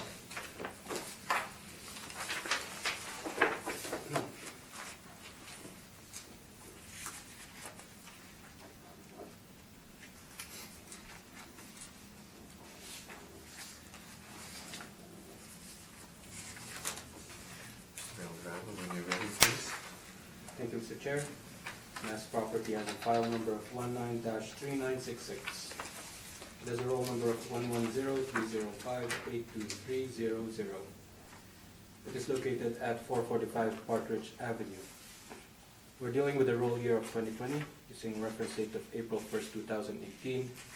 The assessed value is $7,163,000. It is being used as a residential apartment with 1 building, 6 stories, and an actual and effective year built of 1974. It has a masonry bearing walls as construction class, zoned as residential multifamily. It has a land area of 56,180 square feet, plan area of 10,816 square feet and a gross floor area of 64,896 square feet. Page 3, there's a couple of aerial photos of the subject property. And on page 4 are some rent comparables. They're all ranging from $921 up to $1,116 of average monthly rent per unit. On page 5 is the income valuation summary or workup. There are 71 suites, I should say. The monthly rent per suite is $905.81. Vacancy loss is at 3%, and the expense ratio is 49.29%, giving it a net operating income of $379,614. Using the overall capitalization rate of 5.3%, the capitalized value is $7,162,528. Pages 7 and 8 are the capitalization rate charts. And on pages 10 to 13 is where the 2017 income and expense information is. And that's my presentation, Mr. Chair. Thank you. We'll see if Mr. Dupont has any questions. No question. Thank you. Mr. McPherson? No, just model driven once again. Yes. No overrides. None. Thank you, sir. Thank you, Mr. Chairman. No questions, thank you.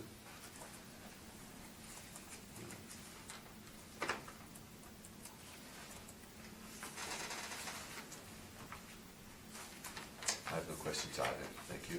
Mr. Dupont, when you're ready? Page 1, photo, it's a mid-rise, because it's 6 stories, no balconies. Suite mix is 55 one-bedroom, 16 two-bedrooms, so it's on the low side for one bedroom, so that should be, when you compare it to others, you should have lower rents because of the suite mix. Page 2 is our aerial map. It shows a total 71 units with 76 outdoor parking stalls. Page 3 shows the area it is, so that's at McGregor and Partridge, near the max or behind the max.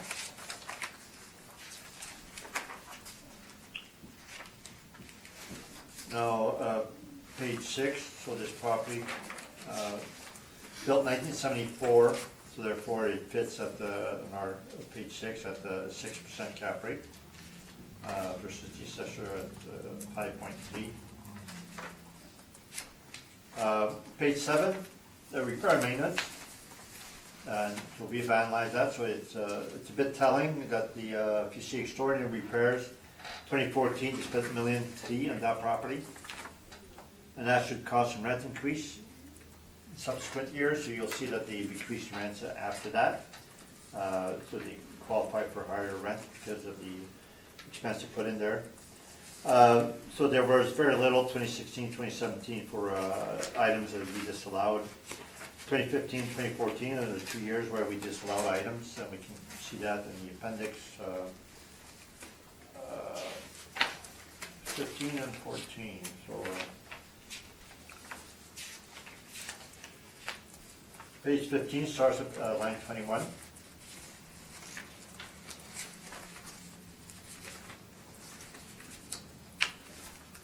Fires and safety, page 22, at 26,297, we allowed 20%, so we excluded 80%, and that's what shows under the page 7, 21,000, is because we allowed, we disallowed 80% of that.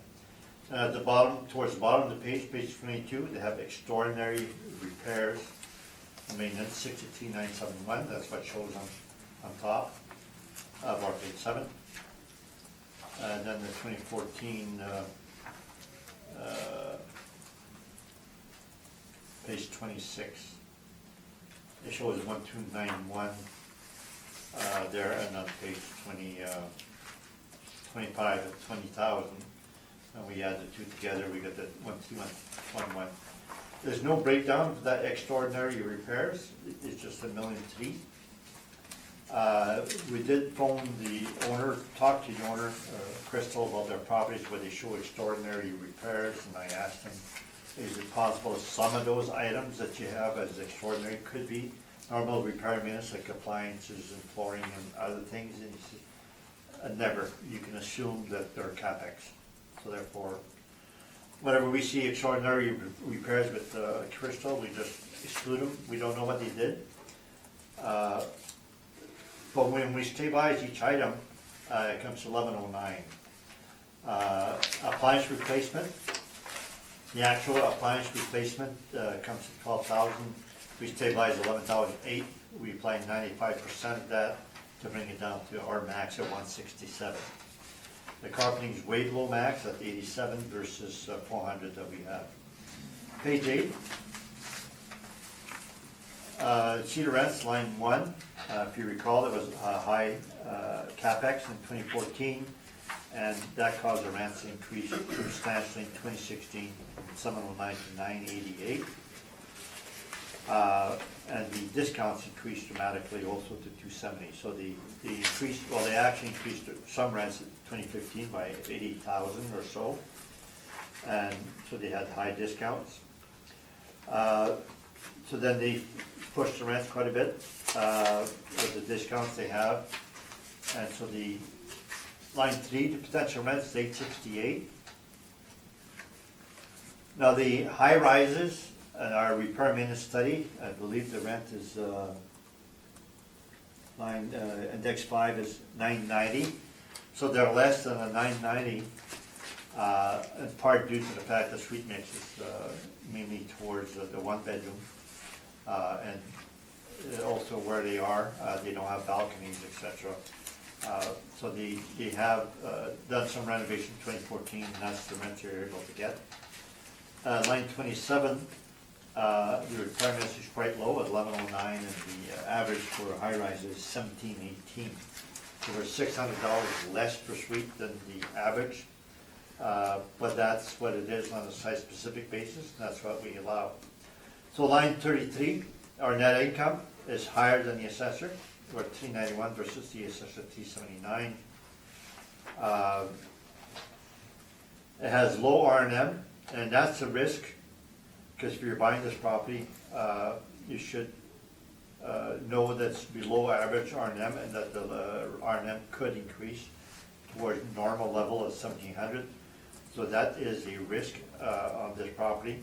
We don't add extra for that risk. We're just saying we should accept the 6%, because in this one it has low repair maintenance as an extra risk.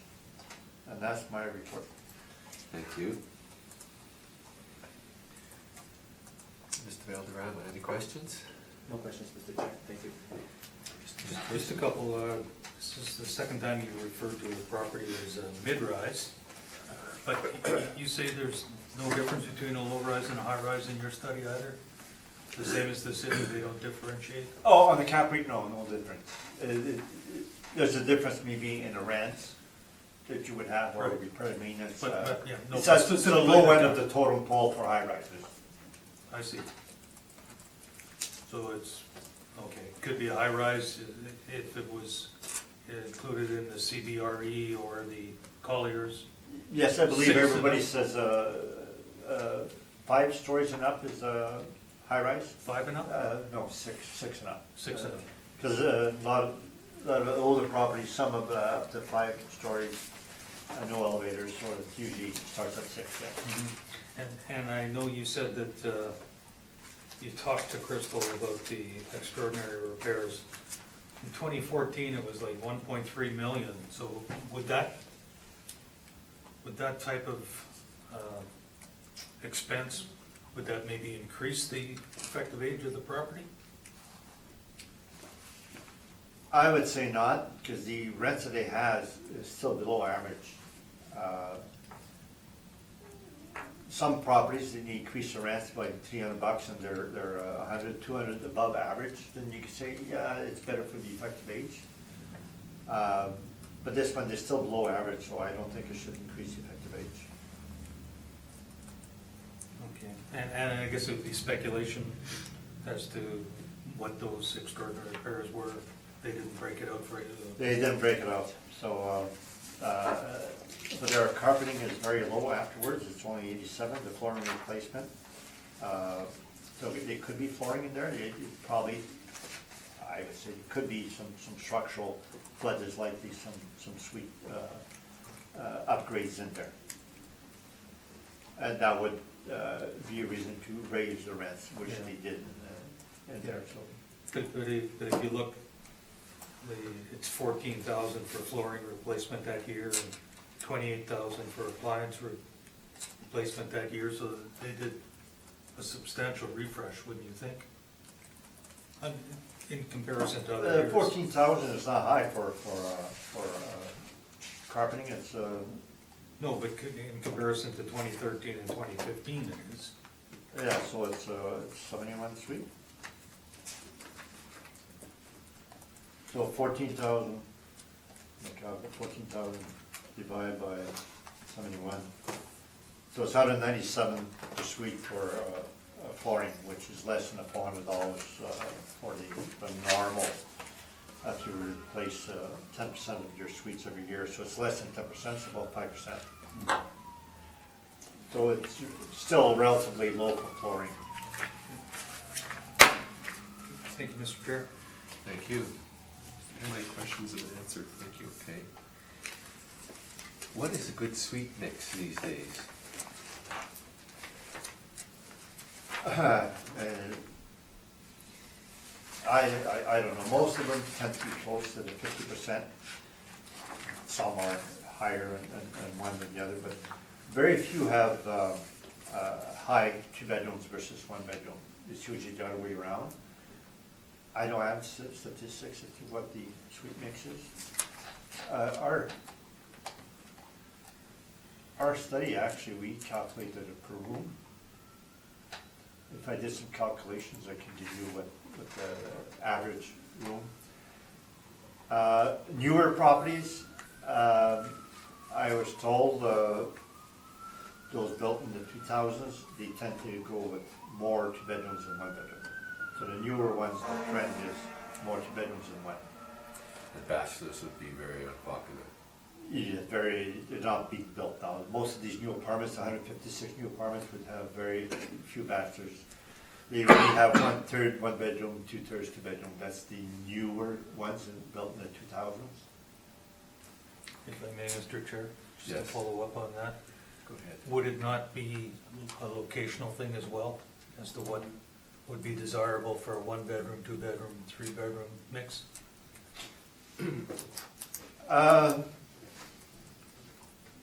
I don't think the location comes that much of a factor.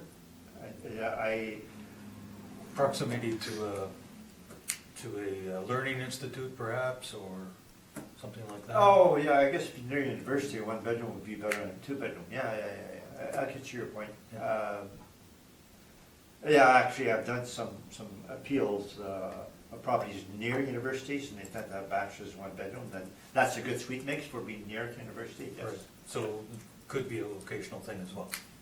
Yes, if you're not near university, the new properties are built about 2/3 for 2 bedrooms. And would it be that most of the new properties are in the suburban areas? Yes, most of them are, yeah. Okay. Thank you. Any final words? No, thank you. Thank you, Mr. Dupont. Any No. final? Okay, thank you very much. I believe that concludes our hearing. Thank you both for coming and your fine presentations.